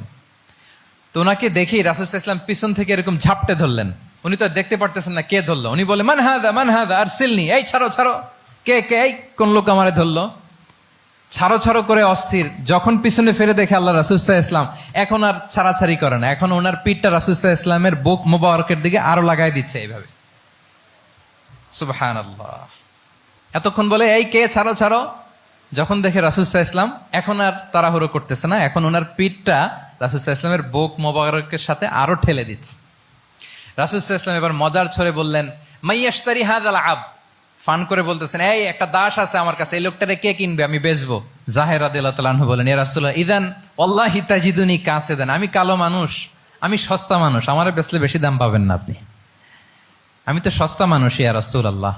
রাসূল সাল্লাল্লাহু আলাইহি ওয়াসাল্লাম বললেন, আনতা লাস্তা ইনদাল্লাহি কাসিদ ইয়া জাহির, হে জাহির, তুমি আল্লাহর কাছে সস্তা নও, আনতা ইনদাল্লাহি গালি, তুমি আল্লাহর কাছে বড্ড দামি। তোমার স্কিন ব্রাইট কালার না, তুমি কুৎসিত, তুমি দুনিয়াতে সস্তা হতে পারো, কিন্তু আমার আল্লাহর দরবারে তুমি কভু সস্তা নও। আনতা ইনদাল্লাহি গালি, আল্লাহর কাছে তুমি বড্ড দামি। দেখেন ইন্টারাকশন কোন মাত্রায় গেলে পিছন থেকে যে এরকম হাক করা যায়, ঝাপটে ধরা যায় এক সাহাবীকে। সুবহানাল্লাহি বিহামদি। এরকম গুড ইন্টারাকশন ছিল, অনেক অনেক ভুরি ভুরি সিরাতের পরতে পরতে আপনারা পাবেন যে রাসূল সাল্লাল্লাহু আলাইহি ওয়াসাল্লামের সাথে সাহাবাদের ইন্টারাকশন কত চমৎকার ছিল। 6 নম্বরে হচ্ছে কারেজ, সাহসিকতা। নেতা হইতে হইলে সাহস লাগবে না? নেতারে বাঁচানোর জন্য কর্মীরা দৌড়াইতেছে সামনে, নেতা যদি ছোটে পেছনে, তাহলে হবে? তাহলে তো তাকে নেতা বলা যায় না। কি বলেন? নেতার তো হি শুড বি কারেজাস, তার সাহসী হইতে হবে, দুর্দান্ত সাহস থাকতে হবে তার। রাসূল সাল্লাল্লাহু আলাইহি ওয়াসাল্লামের এরকম দুর্দান্ত সাহস ছিল, অত্যন্ত সাহসিকতার অধিকারী তিনি ছিলেন। এবং এই লিডারশিপ ট্রেটটা খুবই জরুরি, এটাকে বলে mother skill. Courage is a mother skill, এটাই সব। এই হিম্মত লাগবে। আর রাজুলু যু হিম্মা ইউহিল উম্মা, যার হিম্মত আছে সেই জাতিকে জাগাতে পারে, ঠিক কিনা? এই যে আমাদের কাছে তো উদাহরণ একেবারে হাতের কাছেই, এই যে 5 আগস্টে, এই যে জুলাই আপরাইজিং, যদি কারেজ না থাকতো আমাদের তরুণদের, আমাদের জেনজিদের, তাহলে এই পরিবর্তনকে আমরা দেখতে পেতাম না। আমি গল্প শুনছিলাম যে এই চট্টগ্রাম বিশ্ববিদ্যালয় থেকে 2 জন শহীদ হয়েছে। আল্লাহ তাদের কবরগুলোকে তুমি জান্নাতে টুকরা বানিয়ে দাও। এই যে আমাদের তরুণরা তাজা রক্ত দিয়ে একটা চেঞ্জ এনেছে, পরিবর্তন, এটা তো কারেজ, তাদের সাহসিকতার বহিঃপ্রকাশ, ঠিক কিনা? এটা লাগবে। কেউ যদি লিড দিতে চায়, লিডার হতে চায়, তার এটা লাগবে, মাস্ট। রাসূল সাল্লাল্লাহু আলাইহি ওয়াসাল্লাম অত্যন্ত সাহসী ছিলেন। 2-1টা উদাহরণ আমরা সিরাত থেকে দেখি। একবার মদিনাতে রাত্রিবেলা বিকট একটা আওয়াজ হলো, বিকট এত আওয়াজ, সবাই ঘুম থেকে জেগে গেল। ঘুম থেকে জেগে সবাই হতভম্ব, কিরে এত আওয়াজ তো মদিনাতে কখনো শুনি না। ঘটনা কি? কেউ ঘোড়া নিয়ে, কেউ উট নিয়ে, কেউ খচ্চর নিয়ে, কেউ এমনি খালি পায়ে ছুটতে আরম্ভ করলো আওয়াজের দিকে, দেখি যাই কোথায় কি হলো। সবাই ছুটতে ছুটতে মাঝপথে যেয়ে দেখে রাসূল সাল্লাল্লাহু আলাইহি ওয়াসাল্লাম আওয়াজ কোথায় হয়েছে, কোত্থেকে হয়েছে দেখে ফিরে আসতেছে, আর বলতেছে লান তুরাউ, ডোন্ট ওয়ারি, আরে ভয় নাই, দেখে আসছি আমি। আল্লাহু আকবার। ভয় নাই, আমি দেখে আসছি, এভরিথিং ইজ ফাইন দেয়ার, সব ঠিক আছে, যাও ফিরো মদিনায় ফিরো। সবাই ভয় পেয়ে ঘোড়া টোরা ওট হাঁকিয়ে ছুটতে আরম্ভ করছে। অনেক দূর যাওয়ার পরে দেখে রাসূল সাল্লাল্লাহু আলাইহি ওয়াসাল্লাম আবু তালহা রাদিয়াল্লাহু তাআলা আনহুর একটা খুবই ক্ষিপ্ত ঘোড়া নিয়ে উনি দেখে ভিজিট করে ফিরে আসতেছেন। সুবহানাল্লাহ। তাহলে বিপদ ঘটলে নেতা থাকতে হবে কই, সামনে না পেছনে? আমাদের নেতারা থাকে কই? নাকি পেছনেও খুঁজে পাওয়া যায় না? It's a big crisis. নেতা থাকবে কোথায়? Front liner. Leader should be front liner. উনি তো লিড দিবে, নেতৃত্ব দিবে। এখন উনারা যদি খুঁজে পাওয়া না যায়, তাহলে থাকবে কিছু না। এই যে শিখতে হবে আমাদের, যেমনটা রাসূল সাল্লাল্লাহু আলাইহি ওয়াসাল্লাম করলেন। বিকট আওয়াজ, উনি আগে চলে গেছে, কাউকে না বলে দেখে টেকে চলে আসতেছে। আল্লাহু আকবার। হুনাইনের যুদ্ধে এক পর্যায়ে মুসলমানরা পর্যদুস্ত হয়ে যাচ্ছিল, আপনারা অনেকে জানেন। To make the long story short, পুরো ঘটনাটা আমি আনবো না। সাহাবারা দিক বিদিক ছুটতে আরম্ভ করলো, পাহাড়ের উপর থেকে এমন প্রবল বেগে তীর ছোড়া হচ্ছিল, সাহাবারা টিকতে পারছিল না, কেউ এদিকে কেউ ওদিকে। রাসূল সাল্লাল্লাহু আলাইহি ওয়াসাল্লাম এই তীর তলোয়ারকে উপেক্ষা করে সামনে যেয়ে দাঁড়ালেন ঢালের মতো, আর বললেন আনা নবিয়্যু লা কাযিব আনা ইবনু আব্দুল মুত্তালিব। এই সাহাবারা, আনা নবিয়্যু লা কাযিব, আমি সত্য নবী, আমার দিকে ফেরো, I'm the grandson of Abdul Muttalib, আমি দাঁড়িয়ে আছি, ফেরো। রাসূল সাল্লাল্লাহু আলাইহি ওয়াসাল্লামের যখন এই সাহসী স্টেটমেন্ট তারা পেলেন, আবার আল্লাহু আকবার ধ্বনি নিয়ে সাহাবারা সামনের দিকে এগিয়ে গেছেন। এই যে আগালেন, আর পিছু ফিরলেন না, হুনাইন জয় করেই ছাড়লেন। আল্লাহু আকবার। তাহলে ইতিহাসের পরতে পরতে, সিরাতের পরতে পরতে আমরা দেখবো যে রাসূল সাল্লাল্লাহু আলাইহি ওয়াসাল্লাম হি ওয়াজ এ হাইলি কারেজাস, অনেক সাহসী একজন ব্যক্তিত্ব ছিলেন, অত্যন্ত সাহসী পুরুষ ছিলেন। তাহলে নেতা হইতে হইলে তার কি লাগবে? সাহসিকতা লাগবে, তার তো লিড দিতে হবে ফ্রন্ট লাইন থেকে। এবং কাপুরুষতা, ভীরুতা, এটা থেকে রাসূল সাল্লাল্লাহু আলাইহি ওয়াসাল্লাম পানাহ চেয়েছেন। আল্লাহুম্মা ইন্নী আউযু বিকা মিনাল হাম্মি ওয়াল হাযান ওয়া আউযু বিকা মিনাল আজজি ওয়াল কাসাল ওয়া আউযু বিকা মিনাল জুবনি ওয়াল বুখল। জুবন মানে কি? ভীরুতা, কাপুরুষতা। হে আল্লাহ, আমি ভীরুতা থেকে, কাপুরুষতা থেকে পানাহ চাই। আমরা যেন কাপুরুষ না হই, আমরা যেন ভীরু না হই, আমরা যেন সত্যের বীর সেনানী হয়ে আবু সাঈদের মতো এরকম 2 হাত প্রসারিত করে দাঁড়াতে পারি, ঠিক কিনা? এই যে কারেজাস আবু সাঈদ, হ্যাঁ, is the icon of courage of Bangladesh. কি বলেন? এই যে বুক টান টান করে যে হাত 2টা প্রসারিত করে দাঁড়ালো, আল্লাহু আকবার। গোটা বিশ্ব এখন তাকে আইকনিক ফিগার হিসেবে মেনে নিস। কি বলেন? গোটা বিশ্ব তাকে চিনছে, তার জন্য দোয়া করছে। তাহলে courage it's an essential leadership trade, এটা লাগবে প্রিয় ভাইয়েরা। আল্লাহ তাআলা এই কারেজ, এই সৎ সাহস দিয়ে আমাদেরকে ধন্য করুক। 7 নম্বরে হচ্ছে কনফ্লিক্ট রিজলভিং এবিলিটি, বিরোধ নিষ্পত্তি করার মতো যোগ্যতা থাকতে হবে নেতার। অর্থাৎ নেতা হইতে হবে এমন যে বিরোধকে নিষ্পত্তি করে দিতে পারে, মিটমাট করে দিতে পারে, ঝগড়া লাগলে মিটায় দিতে পারে, এটা গুরুত্বপূর্ণ কোয়ালিটি না নেতার জন্য, কি বলেন? রাসূল সাল্লাল্লাহু আলাইহি ওয়াসাল্লামের কিন্তু এটা ছিল, বিরোধ নিষ্পত্তি করা। রাসূল সাল্লাল্লাহু আলাইহি ওয়াসাল্লাম মক্কা থেকে মদিনায় যে 1 ঘন্টায় বছরের পর বছর চলে আসা যুদ্ধ, they use to fight each other, Aus and Khazraj, 1 ঘন্টায় যুদ্ধ থামাই দিয়েছেন। আল্লাহু আকবার। He was a very good mediator and arbitrator. রাসূল সাল্লাল্লাহু আলাইহি ওয়াসাল্লাম অত্যন্ত ভালো মধ্যস্থতাকারী ছিলেন, ভালো মধ্যস্থতাকারী তিনি ছিলেন। তিনি থামিয়ে দিতে পারতেন, বিরোধকে থামাতে পারতেন। আপনারা জানেন যে মক্কায় একবার সম্ভবত অগ্নিকাণ্ডের কারণে কাবা ঘর জ্বলে গিয়েছিল, ধ্বংস হয়েছিল, কিছু অংশ নষ্ট হয়ে গিয়েছিল। কাবাকে রিনোভেট করা হয়েছিল, ফলে কাবার একটা কর্নারে যে ব্ল্যাক স্টোন কর্নার, রুকনুল হাজারিল আসওয়াদ, হাজরে আসাদ পাথরকে সরিয়ে রাখা হয়েছিল। এখন কাবা যখন পুনর্নির্মাণ শেষ, ওই হাজরে আসওয়াদ পাথরকে আবার তার জায়গায় রাখা হবে। কিন্তু কে রাখবে? সবাই রাখতে চায়। সব দলের নেতারা বলে আমরা রাখবো। এক দলের নেতা বলে যে আমি রাখবো, এটা অনেক very prestigious and dignified issue, এই প্রেস্টিজ আমরা কাউকে নিতে দিব না। আরেক দলের নেতা বলে না, আমাদের পাওয়ার বেশি, আমরা রাখবো। আরেক দলের নেতা বলে যে না, এটা আমাদেরই। আরেকজন বলে রক্তের গঙ্গা বইয়ে দিব মক্কায়, কিন্তু এই সম্মান হাতছাড়া হতে দেব না। এখন জাতীয় চার নেতা গেছে চারদিকে, সমাধান তো নাই। পাথর কয়টা? পাথর তো মাত্র একটা। ইন দ্য মিন টাইম রাসূল সাল্লাল্লাহু আলাইহি ওয়াসাল্লাম আসলেন। রাসূল সাল্লাল্লাহু আলাইহি ওয়াসাল্লামকে দেখেই সবাই হ্যাপি। সবাই বলে যা আমিনুন রদিনা বি, এই তো আলামিন আসছে, ওই ফয়সালা করবে। আল্লাহ রাসূল সাল্লাল্লাহু আলাইহি ওয়াসাল্লাম বললেন কি হয়েছে? এই ঘটনা। জাতীয় চার নেতা বলে এই পাথর নিয়ে তারা নিজেরা রাখবে, কাউকে দিবেন। রাসূল সাল্লাল্লাহু আলাইহি ওয়াসাল্লাম বললেন ঠিক আছে, একটা চাদর নিয়ে আসো। চাদর নিয়ে আসা হলো। এবার জাতীয় চার নেতা চাদরের 4 কর্নার ধরে দাঁড়ালো। রাসূল সাল্লাল্লাহু আলাইহি ওয়াসাল্লাম নিজ হাতে হাজরে আসওয়াদ তুলে চাদরের মাঝখানে রাখলেন। এবার 4 নেতাকে বললেন আসো তোমরা আমার সাথে। তারা আগাতে লাগলো। কাবা ঘরের সামনে যখন আসলো, রাসূল সাল্লাল্লাহু আলাইহি ওয়াসাল্লাম নিজ হাতে, ওনার বরকতময় হাতে আবার হাজরে আসওয়াদ ধরে ঠিক জায়গা মতো রেখে দিলেন। এতক্ষণ কিন্তু 4 নেতা কি বলছে? কাউরে ধরতে দিব না, কাউকে। কিন্তু এখন চাদরের কোনা ধরেই happy. This is called conflict resolving ability. একজন নেতার এরকম কনফ্লিক্ট, সমাজে যখন এই ধরনের বিরোধ তৈরি হয়, ঝামেলা তৈরি হয়, মারামারির মতো পরিস্থিতি তৈরি হয়, সংঘাতের মতো একটা সিচুয়েশন হয়, নেতা এটাকে রিজলভ করার ক্যাপাসিটি, এবিলিটি তার থাকতে হবে। আল্লাহ রাসূল সাল্লাল্লাহু আলাইহি ওয়াসাল্লামকে আল্লাহ তাআলা এটা দিয়েছিলেন। আল্লাহু আকবার। শুধু বড় বড় জিনিস না, ছোট ছোট জিনিসও করতে হয়। লেটস সে নিজ দলের নেতা কর্মীদের মধ্যে মারামারি, নিজ দেশের ভেতরে মারামারি, দেশের সাথে প্রতিবেশী দেশের বিরোধ, রিজিওনাল সুপার পাওয়ার হলে আশেপাশের অনেকগুলো দেশের মধ্যে বিরোধ, আপনাকে নেতা হয়ে এগুলো মিটমাট করে দিতে হবে। সুপার পাওয়ার যদি হয়ে যান, গোটা বিশ্বের যেখানে ঝামেলা লাগে, দেখেন না বড় বড় মোরলরা কি করে? ওই কাতারে বসে বসে ওই আফগানিস্তান, তারপর ওই ইসরায়েল, কাতার মিলাই দিচ্ছে। দেখেন না এগুলো নিউজে আপনারা? This is called conflict resolving ability. কনফ্লিক্টকে রিজলভ করতে জানতে হয়। রাসূল সাল্লাল্লাহু আলাইহি ওয়াসাল্লাম এরকম রাষ্ট্রীয় পর্যায়ে, বড় বড় সামাজিক পর্যায়ে, এমনকি ফ্যামিলি অ্যাফেয়ার্স এর মধ্যে যত বিরোধ লাগতো রাসূল সাল্লাল্লাহু আলাইহি ওয়াসাল্লাম মিলাই দিতেন। আল্লাহু আকবার। ফ্যামিলি কাউন্সিলিং, এজন্য প্রত্যেক ইমাম খতিবদের এই কাউন্সিলিং এর উপর ট্রেনিং নেওয়া দরকার। আমাদের পরিবারগুলো ভেঙে যাচ্ছে, পরিবারগুলো কি হচ্ছে? ভেঙে যাচ্ছে। আমি পশ্চিমা দেশে আমাদের অনেক স্কলারদের দেখেছি, যারা ইমাম এবং খতিব, তাদের আলাদা করে উইকলি 7 ঘন্টা 8 ঘন্টা 10 ঘন্টা এরকম রাখতে হয় ফ্যামিলি কাউন্সিলিং এর জন্য। যাদের মধ্যে বিরোধ, হাজব্যান্ড ওয়াইফের ঝামেলা চলতেছে, উনি কাউন্সিলিং করে। এটা খুব জরুরি। আল্লাহ রাসূল সাল্লাল্লাহু আলাইহি ওয়াসাল্লাম এটা করতেন, সাহাবাদের মধ্যে করতেন, ইভেন নিজের স্ত্রীদের মধ্যেও করতেন। সহিহ বুখারীতে এসেছে, ওনার স্ত্রীদের মধ্যে 2টা গ্রুপ ছিল। পজিটিভলি নেন, 2টা গ্রুপ, আবার এটা ওই গ্রুপ মনে করেন না। অর্থাৎ মানবিক কারণে সামান্য যে জেলাসি থাকে এক স্ত্রীর সাথে আরেক স্ত্রীর, এটা তো খুব স্বাভাবিক।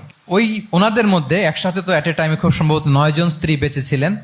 হাফসা রাদিয়াল্লাহু তাআলা আনহাকে কেন্দ্র করে একটা গ্রুপ, আয়েশা রাদিয়াল্লাহু তাআলা আনহাকে কেন্দ্র করে একটা গ্রুপ। তাদের মধ্যে অনেক কথাবার্তা, কিছু মানবিক কারণে যেগুলো হয়, এটা কিন্তু ছিল। রাসূল সাল্লাল্লাহু আলাইহি ওয়াসাল্লাম প্রায় ওনাদেরকে নিয়ে বসে এগুলো রিজলভ করে দিতেন। ওনার নিজের কন্যা ফাতেমা রাদিয়াল্লাহু তাআলা আনহার সাথে আলী রাদিয়াল্লাহু তাআলা আনহার যদি মনোমালিন্যের ঘটনা ঘটতো, এগুলো উনি রিজলভ করে দিতেন। এবং খুব কাছাকাছি ছিল কিন্তু ঘর। যারা মদিনায় মাআরিদুস সিরান নাবাবিয়া ওগুলোতে গিয়েছেন, দেখবেন যে রাসূল সাল্লাল্লাহু আলাইহি ওয়াসাল্লামের ঘরের পাশেই অন্যান্য স্ত্রীদের ঘরগুলো একটার পর একটা, পাশেই ফাতেমা রাদিয়াল্লাহু তাআলা আনহার ঘর। একবার তিনি দুপুরবেলা ফাতেমা রাদিয়াল্লাহু তাআলা আনহার ঘরে গেলেন, যে দেখেন যে ঘরে আলী রাদিয়াল্লাহু তাআলা আনহু নেই। তো জিজ্ঞেস করলেন যে আইনা ইবনু আম্মি, কোথায় আলী, কোথায়? তো বললেন যে কানা বাইনি ওয়া বাইনাহু শাই, আমাদের মধ্যে একটু ঝগড়াঝাটি হয়েছে, আর কি মনোমালিন্য হয়েছে। ফাগাদাবানি, উনি একটু রেগে গেছেন আমার উপর। ফাখারাজা ফালাম ইয়াকিল ইনদি, প্রত্যেকদিন খাওয়ার পরে তো এখানেই কাইলুলা করে, আজকার ঘরে কাইলুলা করে নাই, কই যেন চলে গেছে। তো কোথায় গেল? রাসূল সাল্লাল্লাহু আলাইহি ওয়াসাল্লাম লোক পাঠালো, খুঁজে দেখো আলী কোথায়। আলী রাদিয়াল্লাহু তাআলা আনহু উনি মনের কষ্ট নিয়ে মসজিদে নববীর মধ্যে শুয়ে আছেন। রাসূলুল্লাহ সাল্লাল্লাহু আলাইহি ওয়াসাল্লাম খুঁজতে খুঁজতে মসজিদে নববীর ভেতরে গেলেন, দেখলেন যে উনি যে শুয়ে আছে ওনার গায়ের জামাটা এক পাশে পড়ে আছে আর বালুর মধ্যে ওনার শরীর পড়ে আছে। তো উনি ডাকলেন, কুম ইয়া আবা তুরাব, কুম ইয়া আবা তুরাব, হে বালির বাবা আলী, বালির বাবা আলী ওঠো ওঠো। মজা করে বললেন যে ইয়া আবা তুরাব, যেহেতু বালি লেগে আছে গায়ে, বালির বাবা আলী ওঠো। ওখান থেকে ধরে এনে ফাতেমা রাদিয়াল্লাহু তাআলা আনহার কাছে নিয়ে দুইজনকে পাশে বসিয়ে এই যে আবার মিটমাট। এটা ছিল রাসূল সাল্লাল্লাহু আলাইহি ওয়াসাল্লামের ডেইলি বেসিসে একটা অ্যাক্টিভিটি। কনফ্লিক্ট তিনি রিজলভ করে দিতেন। সহিহ বুখারীতে একটা অধ্যায় আছে কিতাবুস সুলহি ফিল বুখারীতে আছে কিতাবুস সুলহ, এটার নাম, অধ্যায়টার নাম হচ্ছে কিতাবুস সুলহ, মানে মীমাংসা করে দেওয়ার অধ্যায়। একটা পরিচ্ছেদ আছে, পরিচ্ছেদের নাম হচ্ছে বাবু কওলিল ইমামি লি আসহাবিহি ইযহাবু বিনা নুসলিহ বাইনাহুম। রাসূল সাল্লাল্লাহু আলাইহি ওয়াসাল্লাম প্রায় বলতেন যে আমাকে নিয়ে যাও, আমি মিলাই দিব। ঝগড়া ঝাঁটি মারামারির কথা শুনলে রাসূল সাল্লাল্লাহু আলাইহি ওয়াসাল্লামের বিখ্যাত ডায়লগ এটা। উনি বলতেন, আরে ঝগড়া, ইযহাবু বিনা, আমি আছি না, আমারে নিয়ে যাও, আমি মিলাই দিব। আমাকে নিয়ে যাও, আমি সংশোধন করে দিব। আল্লাহু আকবার। তাহলে কনফ্লিক্ট রিজলভিং এবিলিটি এটা একজন নেতার থাকা চাই। 8 নম্বরে হচ্ছে visionary. A leader should be futuristic. সময়ের আগে চলতে পারা, এটা নেতার কাজ। He should see beyond the boundary, out of the box. তাকে আউট অফ দ্য বক্স চিন্তা করতে হবে। কর্মীরা যদ্দূর দেখে এরপর থেকে নেতা দেখা শুরু করবে, তখন সে হয়ে উঠবে নেতা। এটাকে বলে ভিশনারি। এই ট্রেটটা একটা লিডারশিপ ট্রেট, খুব গুরুত্বপূর্ণ লিডারশিপ ট্রেট, মানে ফারসাইটেডনেস থাকা, দূরদর্শিতা থাকা, ফিউচারিস্টিক অ্যাটিটিউডের হওয়া, সময়ের আগে চলতে পারা, মানে আগ থেকে আন্দাজ করতে পারা। রাসূল সাল্লাল্লাহু আলাইহি ওয়াসাল্লামের মধ্যে এটা ছিল। কেমন ছিল? ওনার দুই একটা উক্তি আমি কয়েকটা হাদিস শেয়ার করি। তিনি বলতেন, ইন্নাল্লাহা যাওয়ালি আল আরদা ফারাআইতু মাশআরিকাহা ওয়া মাগারিবাহা ওয়া ইন্না মুলকা উম্মতি সায়াবলুগু মুলকুহা মা যুবিয়ালি মিনহা। আল্লাহ তাআলা এই পৃথিবীটাকে ফোল্ড করে ছোট রেপ্লিকা বানিয়ে আমার সামনে তুলে ধরেছেন। ফারাআইতু মাশারিকাহা ওয়া মাগারিবাহা, আমি পৃথিবীর প্রাচ্য পাশ্চাত্য সবটুকুন দেখেছি। আর আমি যদ্দূর দেখেছি ঠিক তদ্দূর জায়গায় আল্লাহ তাআলা লা ইলাহার বাণী পৌঁছে দিবে। পৃথিবীতে এমন কোনো জায়গা আছে যেখানে লা ইলাহার ধ্বনি উচ্চারিত হয় না? এমন কোনো জায়গা নেই। তার মানে ফিউচারিস্টিক। সে 1400 বছর আগের কথা, যে পৃথিবীর আনাচে কানাচে কোথাও বাকি থাকবে না, সব জায়গায় ইসলাম পৌঁছে যাবে। অন্য জায়গায় বললেন, লা ইয়াবলাগান্না হাযাল আমরু মা বালাগাল লাইলু ওয়ান নাহার ওয়ালা ইয়াতরুকুল্লাহু বাইতা মাদার ওয়ালা ওয়াবার ইল্লা আদখালাহুল্লাহু হাযাদ দ্বীন। এই ইসলাম যেখানে দিন হয়, রাত হয়, পৃথিবীর যেখানে দিন রাত্রি সংঘটিত হয়, সব জায়গায় পৌঁছবে। এমন কোনো কাঁচা ঘর, পাকা ঘর, কোনো জঙ্গল, কোনো পাহাড়, কোনো ভূখণ্ড, এই পৃথিবীতে কোনো এমন কোনো জনপদ থাকবে না যেখানে ইসলামের বাণী পৌঁছবে না। সব জায়গায় পৌঁছে যাবে। আল্লাহু আকবার। তাহলে এটা হচ্ছে ফিউচারিস্টিক অ্যাটিটিউডের ব্যক্তিত্ব হওয়ার কারণে তিনি এমনটি বলেছেন। আগাম বুঝে ফেলতেন। আপনারা হুদাইবিয়ার সন্ধির কথা জানেন না? হুদাইবিয়ার ট্রিটির কথা শুনেছেন না? 1400 সাহাবা গিয়েছিলেন ওমরা করতে, ওরা ওমরা করতে দিবে না, সন্ধি করো। তো কি সন্ধি?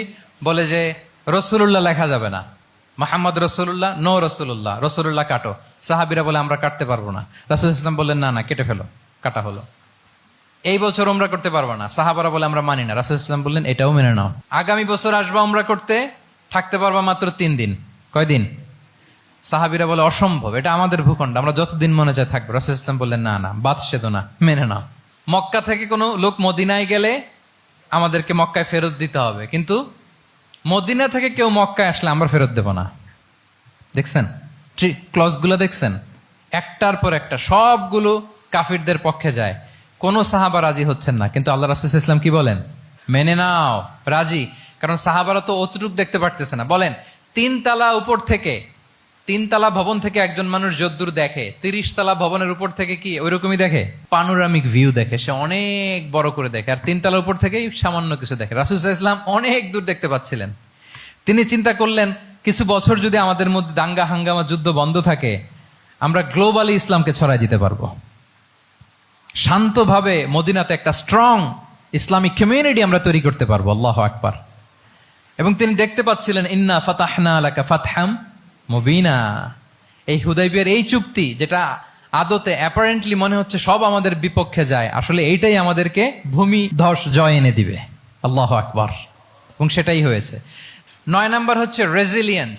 এটা একটা চমৎকার লিডারশিপ ট্রেট। রেজিলিয়েন্স মানে সংকট কাটিয়ে ঘুরে দাঁড়াবার সামর্থ্য, মানে যাকে কেউ থামাতে পারে না। আনস্টপেবল, আনস্টপেবল, কোনো কিছু তাকে থামাতে পারে না। লেগে থাকার মানসিকতা, টিকে থাকার মানসিকতা, সহজে হার না মানা, আবার ঘুরে দাঁড়ানো, এটার বলে রেজিলিয়েন্স। এই ক্যাপাসিটি, এই কোয়ালিটি রাসূল সাল্লাল্লাহু আলাইহি ওয়াসাল্লামের মধ্যে ছিল। হি ওয়াজ আনস্টপেবল, হ্যাভিং আনবিলিভেবল সাবর। কোনো কিছু রাসূল সাল্লাল্লাহু আলাইহি ওয়াসাল্লামকে থামাতে পারে নাই। পেরেছে? বলেন, পেরেছে কেউ থামাতে? ছোটবেলা থেকে স্ট্রাগল করে একটার পর একটা স্ট্রাগল ফেস করে বড় হয়েছেন। জন্মের আগেই তো ওনার পিতাকে আল্লাহ তাআলা উঠিয়ে নিলেন। তার মানে বাবাকে নিজ চোখে এই দুনিয়াতে আমাদের প্রিয় নবীজি দেখে যান নাই। আল্লাহ রাসূল সাল্লাল্লাহু আলাইহি ওয়াসাল্লাম ওনার বাবাকে, পিতাকে দেখছেন? দেখেন নাই।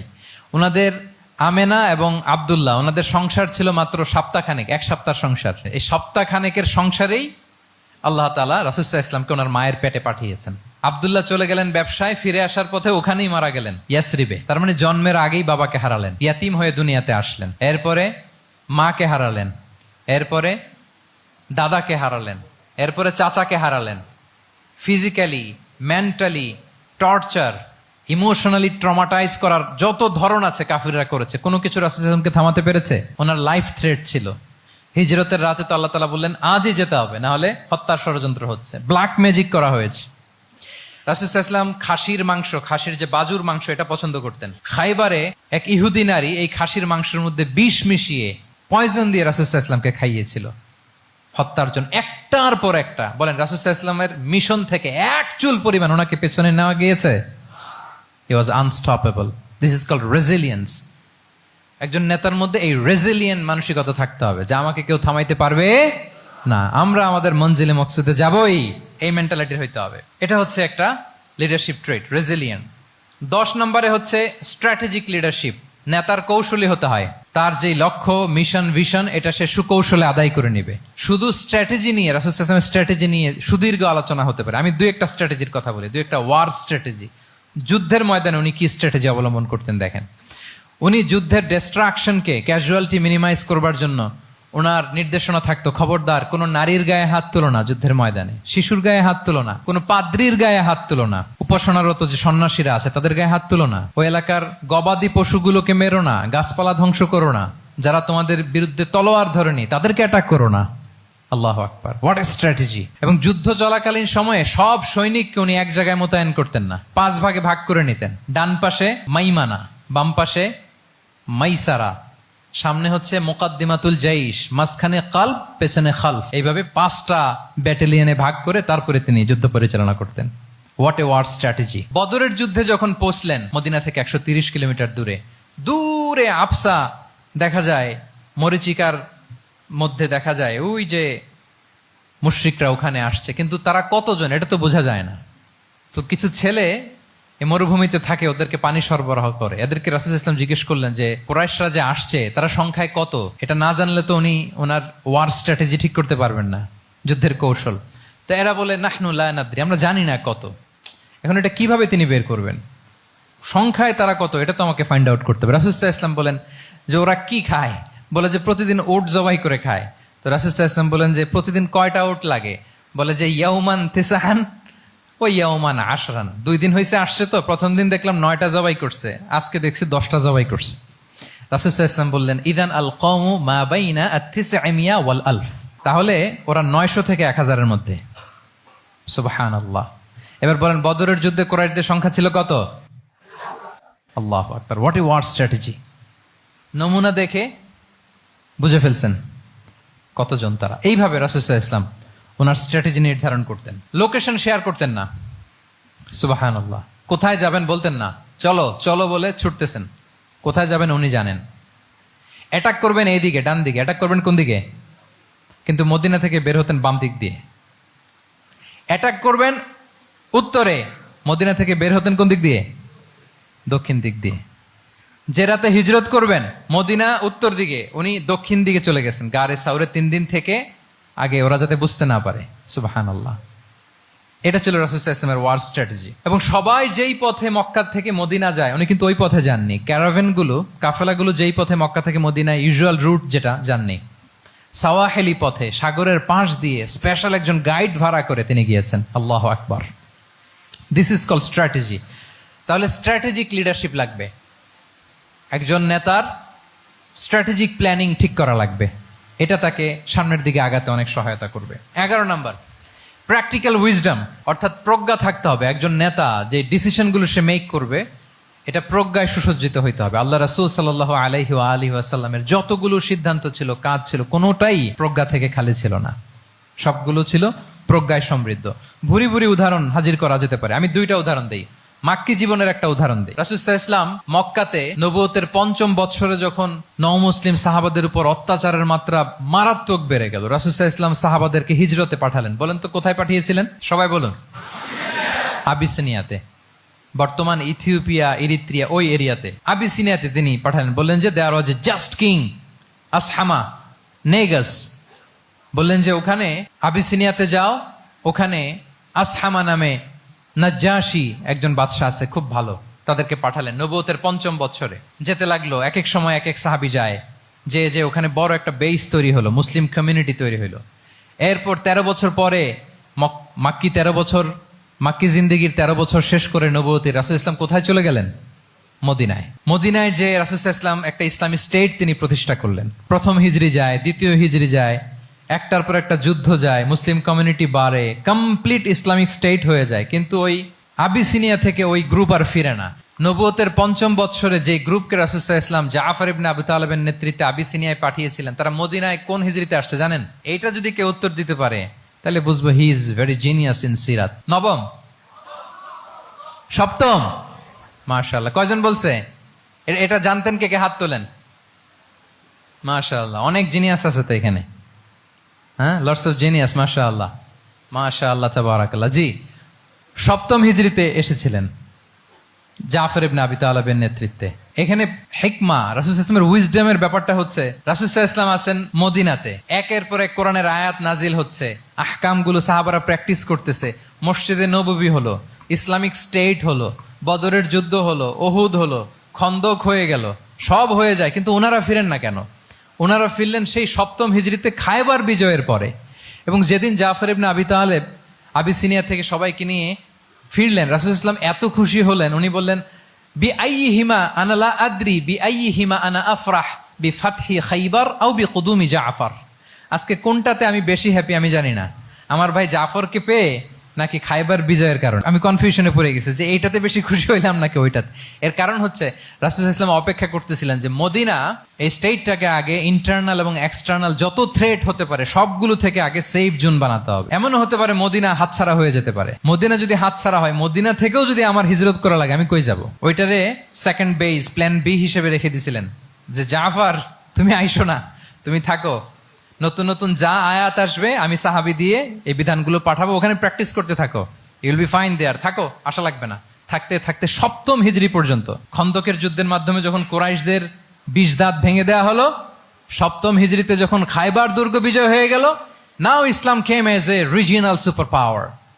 রাসূল ইসলাম বুঝলেন আর ইন্টারনাল থ্রেটও নাই, এক্সটার্নাল থ্রেটও নাই, এবার আর কোনো টেনশন নাই। জাফর ইবনে আবি তালেবকে চিঠি পাঠালেন, তিনি বিশাল বাহিনী নিয়ে মুসলিমদেরকে নিয়ে তিনি ব্যাক করলেন মদিনাতে। আল্লাহু আকবার। This is call wisdom, practical wisdom. রাসূল সাল্লাল্লাহু আলাইহি ওয়াসাল্লামের এইভাবে এমন কোনো সিদ্ধান্ত নাই যেটার পেছনে প্রজ্ঞা ছিল না, প্রত্যেকটা সিদ্ধান্ত ছিল প্রজ্ঞায় সুসজ্জিত। আমরা যদি মদিনার একটা উইজডমের কথা খেয়াল করি, খুব সংক্ষেপে বলি। মদিনাতে আল্লাহ রাসূল সাল্লাল্লাহু আলাইহি ওয়া আলিহি ওয়াসাল্লাম, মদিনার সোসাইটিতে মুনাফিক কারা বলেন তো? এটা কি রাসূল সাল্লাল্লাহু আলাইহি ওয়াসাল্লাম জানতেন না? জানতেন কিনা বলেন? এই জানাটা কি ধারণা বেজ, মানে মনে হয় ও মুনাফিক এরকম, নাকি গাইডেড বাই ওয়াহি, গাইডেড বাই রেভেলেশন? স্বয়ং আল্লাহ তাআলা জানিয়ে দিয়েছেন। এরপরও কোনোদিন রাসূল সাল্লাল্লাহু আলাইহি ওয়াসাল্লাম মানুষের সামনে কাউকে মুনাফিক বলে পরিচয় করিয়ে দেন নাই। মদিনার সোসাইটিতে কেউ জানতো না, বুঝতে পারতো আচরণ মুনাফিকের মতো, কিন্তু রাসূল সাল্লাল্লাহু আলাইহি ওয়াসাল্লাম কখনো বলেন নাই যে ও মুনাফিক। কখনো বলছেন? বলেন নাই। চিন্তা করছেন? আমরা তো কথায় কথায় ফেসবুকে মন মতো না হইলে কি লিখি? বেসড অন অ্যাজাম্পশন, আমার মন মতো হয় নাই, ও মুনাফিক। কিন্তু ওহী দ্বারা সুনিশ্চিত হয়েও রাসূল সাল্লাল্লাহু আলাইহি ওয়াসাল্লাম কাউকে মুনাফিক বলে অ্যাড্রেস করেন নাই। আল্লাহু আকবার। কেন করেন নাই? মুসলিম সাহাবারা চটে যাবে, মুনাফিকদেরকে হত্যা করবে। তখন মুশরিকরা, কোরাইশরা, ইহুদিরা কি বলবে? যে মুহাম্মদের অনুসারীরা একে অন্যকে হত্যা করে। কারণ মুনাফিকরা তো অন্য সাহাবীদের মতো তারাও মসজিদে নববীতে এসে রাসূল সাল্লাল্লাহু আলাইহি ওয়াসাল্লামের পেছনে নামাজ পড়তো। অ্যাপারেন্টলি দেখতে তো তারাও মুমিন, দেখতে তারাও কি মুমিন। কখনো রাসূল ইসলাম বলেন না। তবে হুযায়ফা ইবনুল ইয়ামান রাদিয়াল্লাহু তাআলা আনহু নামে একজন সাহাবী, উনি মদিনার গোয়েন্দা বিভাগের প্রধান ছিলেন রাসূল সাল্লাল্লাহু আলাইহি ওয়াসাল্লামের। উনাকে বলে গিয়েছিলেন কারা কারা মুনাফিক, নামের লিস্টটা অ্যাজ এ রেফারেন্স শুধু ওনাকে বলেছিলেন, আর কাউকে বলেন নাই। এজন্য ওমরে ফারুক রাদিয়াল্লাহু তাআলা আনহু যখন মদিনার খলিফা, তখন তিনি কেউ মারা গেলে ওনাকে যখন জানাজার ইমামতির জন্য বলা হতো, উনি দেখতেন যে ওই জানাজায় হুজাইফা গিয়েছে কিনা। যদি হুজাইফা ইবনুল ইয়ামান ওখানে যেতেন, উনি ওই নামাজের ইমামতি করতেন। আর যদি দেখতেন ওইখানে হুজাইফা নাই, ওইখানে ওমরও নাই রাদিয়াল্লাহু তাআলা আনহু, আল্লাহু আকবার, তিনি কৌশলে পাশ কাটিয়ে বলতেন অন্য কেউ এই নামাজের ইমামতি করে দাও, আমি যাব না। আল্লাহু আকবার। তাহলে রাসূল সাল্লাল্লাহু আলাইহি ওয়াসাল্লামের উইজডম দেখেন, তিনি কমিউনিটির মধ্যে ইউনিটি ধরে রাখার জন্য কখনো মুনাফিকদের নাম বাই নেম তাদেরকে চিনতেন, কখনো ডিসক্লোজ করেন নাই। আল্লাহু আকবার, দিস ইজ কল্ড উইজডম। 12 নম্বর হচ্ছে, লাস্ট পয়েন্ট হচ্ছে succession management. A good leader produces a good leader, a true leader produces a true leader. একজন ভালো নেতা সে ভালো নেতা তৈরি করে, কি বলেন? একজন যোগ্য নেতা আরো যোগ্য উত্তরসূরি তৈরি করে, ঠিক কিনা বলেন? আমি শুধু নেতা, নেতৃত্বের সব গুণ আমার মধ্যে খালি হাবুডুবু খায়, আমি কাউরে নেতা বানাইতে পারলাম না, তো আমি চলে যাওয়ার পরে আমার দল চালাবে কে? আমার দেশ চালাবে কে? এই উম্মাকে নেতৃত্ব দিবে কে? রাসূল সাল্লাল্লাহু আলাইহি ওয়াসাল্লাম নিজে যেমনি অনুসরণীয় নেতা ছিলেন, অনুকরণীয় নেতৃত্ব দিয়েছেন, তিনি এরকম নেতৃত্ব তৈরিও করে গিয়েছেন, ঠিক কিনা বলেন? আল খোলাফা আর রশিদিন আল মাহদিন, তাদের কথা যদি খেয়াল করেন, আবু বকর রাদিয়াল্লাহু তাআলা আনহুর ব্যাপারে তো ওনার প্রচ্ছন্ন কিছু ইঙ্গিতও ছিল। ওনার অবর্তমানে নামাজ পড়িয়েছে কে মসজিদে নববীতে? আবু বকর রাদিয়াল্লাহু তাআলা আনহু। ওনার হজ পালনের আগে হজের জন্য পাঠিয়েছিলেন কাকে?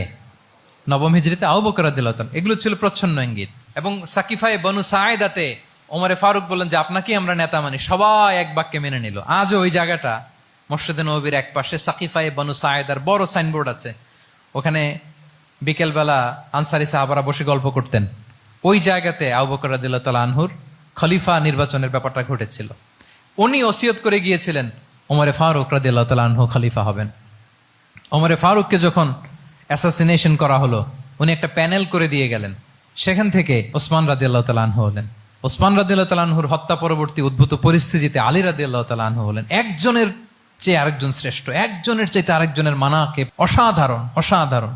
এই যে নেতৃত্ব রাসূল সাল্লাল্লাহু আলাইহি ওয়াসাল্লাম এটা জীবদ্দশায় তৈরি করেছেন। যার যেখানে ক্যাপাসিটি দেখেছেন তাকে ওই দিকে উদ্বুদ্ধ করেছেন। যার মধ্যে যুদ্ধের ব্যাপারে জ্ঞান দেখেছেন তাকে যুদ্ধের সেনাপতি বানিয়েছেন। Khalid bin Walid, chief of the Muslim military, মুসলিম বাহিনীর সেনাপ্রধান ছিলেন কে?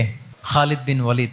ওনার দিয়ে কখনো কবিতা লিখতে পাঠাইছেন রাসূল সাল্লাল্লাহু আলাইহি ওয়াসাল্লাম, কিন্তু হাসান বিন সাবিতকে দিয়ে কি করছেন? শুধু কি কবিতা লেখানো, ওনার মিম্বরের পাশে মসজিদে নববীতে আরেকটা মিম্বর বানাই দিয়েছেন, স্টেজ, যে তুমি এখানে দাঁড়িয়ে এমন জ্বালাময়ী কবিতা লিখবে যেন গুজবাম হয় মুসলমানদের, জেহাদের ময়দানের জন্য ঝাঁপিয়ে পড়ে। তাহলে খালিদ বিন ওয়ালিদকে দিয়ে এক কাজ করিয়েছেন, হাসান বিন সাবিতকে দিয়ে আরেক কাজ করিয়েছেন। মুআয ইবনে জাবাল রাদিয়াল্লাহু তাআলা আনহু প্রশাসনিক কার্যক্রম ভালো বুঝতেন। মদিনা রাষ্ট্রের সবচাইতে বড় সিনিয়র আমলা ছিলেন মুআয ইবনে জাবাল, ইয়ামানের গভর্নর করে পাঠিয়েছেন। ওনার এটাতে যোগ্যতা ছিল। যার যেখানে তিনি প্রতিভা দেখেছেন ইসলামের কল্যাণে, রাসূল সাল্লাল্লাহু আলাইহি ওয়াসাল্লাম ওই প্রতিভাগুলোকে কাজে লাগিয়েছেন। এইভাবে ওনার সাকসেশন ম্যানেজমেন্টকে উনি গড়ে তুলেছেন। ফলে ওনার পরবর্তীতে বছরের পর বছর ইসলামী নেতৃত্বের হাল ধরতে মুসলিম উম্মার বেগ পেতে হয় নাই, ঠিক কিনা বলেন? তাহলে good leader, true leader produces a good leader. একজন সফল নেতা সে এরকম আরো আরো অনেক সফল নেতৃত্ব তৈরি করে যায়, তাহলেই তার নেতৃত্ব সামনের দিকে আগাতে থাকে। 12টা জিজ্ঞেস করলে বলা যাবে? হ্যাঁ, নোট করে রাখছেন বোধহয় না? মাস, খুব খুশি হয়েছে আমি, মাশাআল্লাহ। শ্রোতা যদি ভালো হয়, শ্রোতা যদি দেখি যে না আমার সাথে সাথে মাথা নাড়ায়, রেসপন্স করে, উত্তর দেয়, তখন কথা বলতেও ভালো লাগে। মানে এত গরমের মধ্যে, এত কষ্টে, অল আর সোয়েটিং, বাট এত মনোযোগের সাথে আপনারা শুনেছেন। আল্লাহ তাআলা আপনাদেরকে কবুল করুক। যুগোপযোগী নেতৃত্ব তৈরি করবার জন্য রাসূল সাল্লাল্লাহু আলাইহি ওয়াসাল্লামের এই যে লিডারশিপ ট্রেট, লিডারশিপ ফিচার্স, লিডারশিপ কোয়ালিটি, ওনার যে নেতৃত্বের ধরন আমরা জানলাম, এগুলো থেকে আমাদের অনেক শেখার আছে, অনেক নেয়ার আছে। আমরা চাইবো আমাদের আগামী নেতৃত্ব আল্লাহ রাসূল সাল্লাল্লাহু আলাইহি ওয়াসাল্লামের এই লিডারশিপ ট্রেট থেকে উপকৃত হবে। তারা এগুলো স্টাডি করবে, এখান থেকে তারা তাদের নিজেদের নেতৃত্বকে সাজাবে। আল্লাহ তাআলা আমাদের সবাইকে কথাগুলো বোঝা আর আমল করার তৌফিক দান করুক। আমি আবারও মিনার চট্টগ্রাম বিশ্ববিদ্যালয়কে অন্তরের অন্তঃস্থল থেকে শুভেচ্ছা জানাই এরকম চমৎকার প্রোগ্রামের আয়োজন করবার জন্য। ইউনিভার্সিটি অথরিটিকে আমি শুভেচ্ছা জানাই এবং আমার মাথার তাজ সম্মানিত শিক্ষক মণ্ডলীকে শুভেচ্ছা জানাই এবং প্রিয় শিক্ষার্থী বন্ধুদেরকে আবারও প্রাণঢাল অভিনন্দন জানিয়ে রাসূল সাল্লাল্লাহু আলাইহি ওয়াসাল্লামের নেতৃত্বের উপর প্রফিটিক লিডারশিপ টপিকে এই আলোচনা আমি এখানেই শেষ করছি। হাদা মা ইনদি ওয়াল ইলমু ইনদাল্লাহি আলাইহি তাওয়াক্কালতু ওয়া ইলাইহি উনীব। ওয়াসসালামু আলাইকুম ওয়া রাহমাতুল্লাহি ওয়া বারাকাতুহু।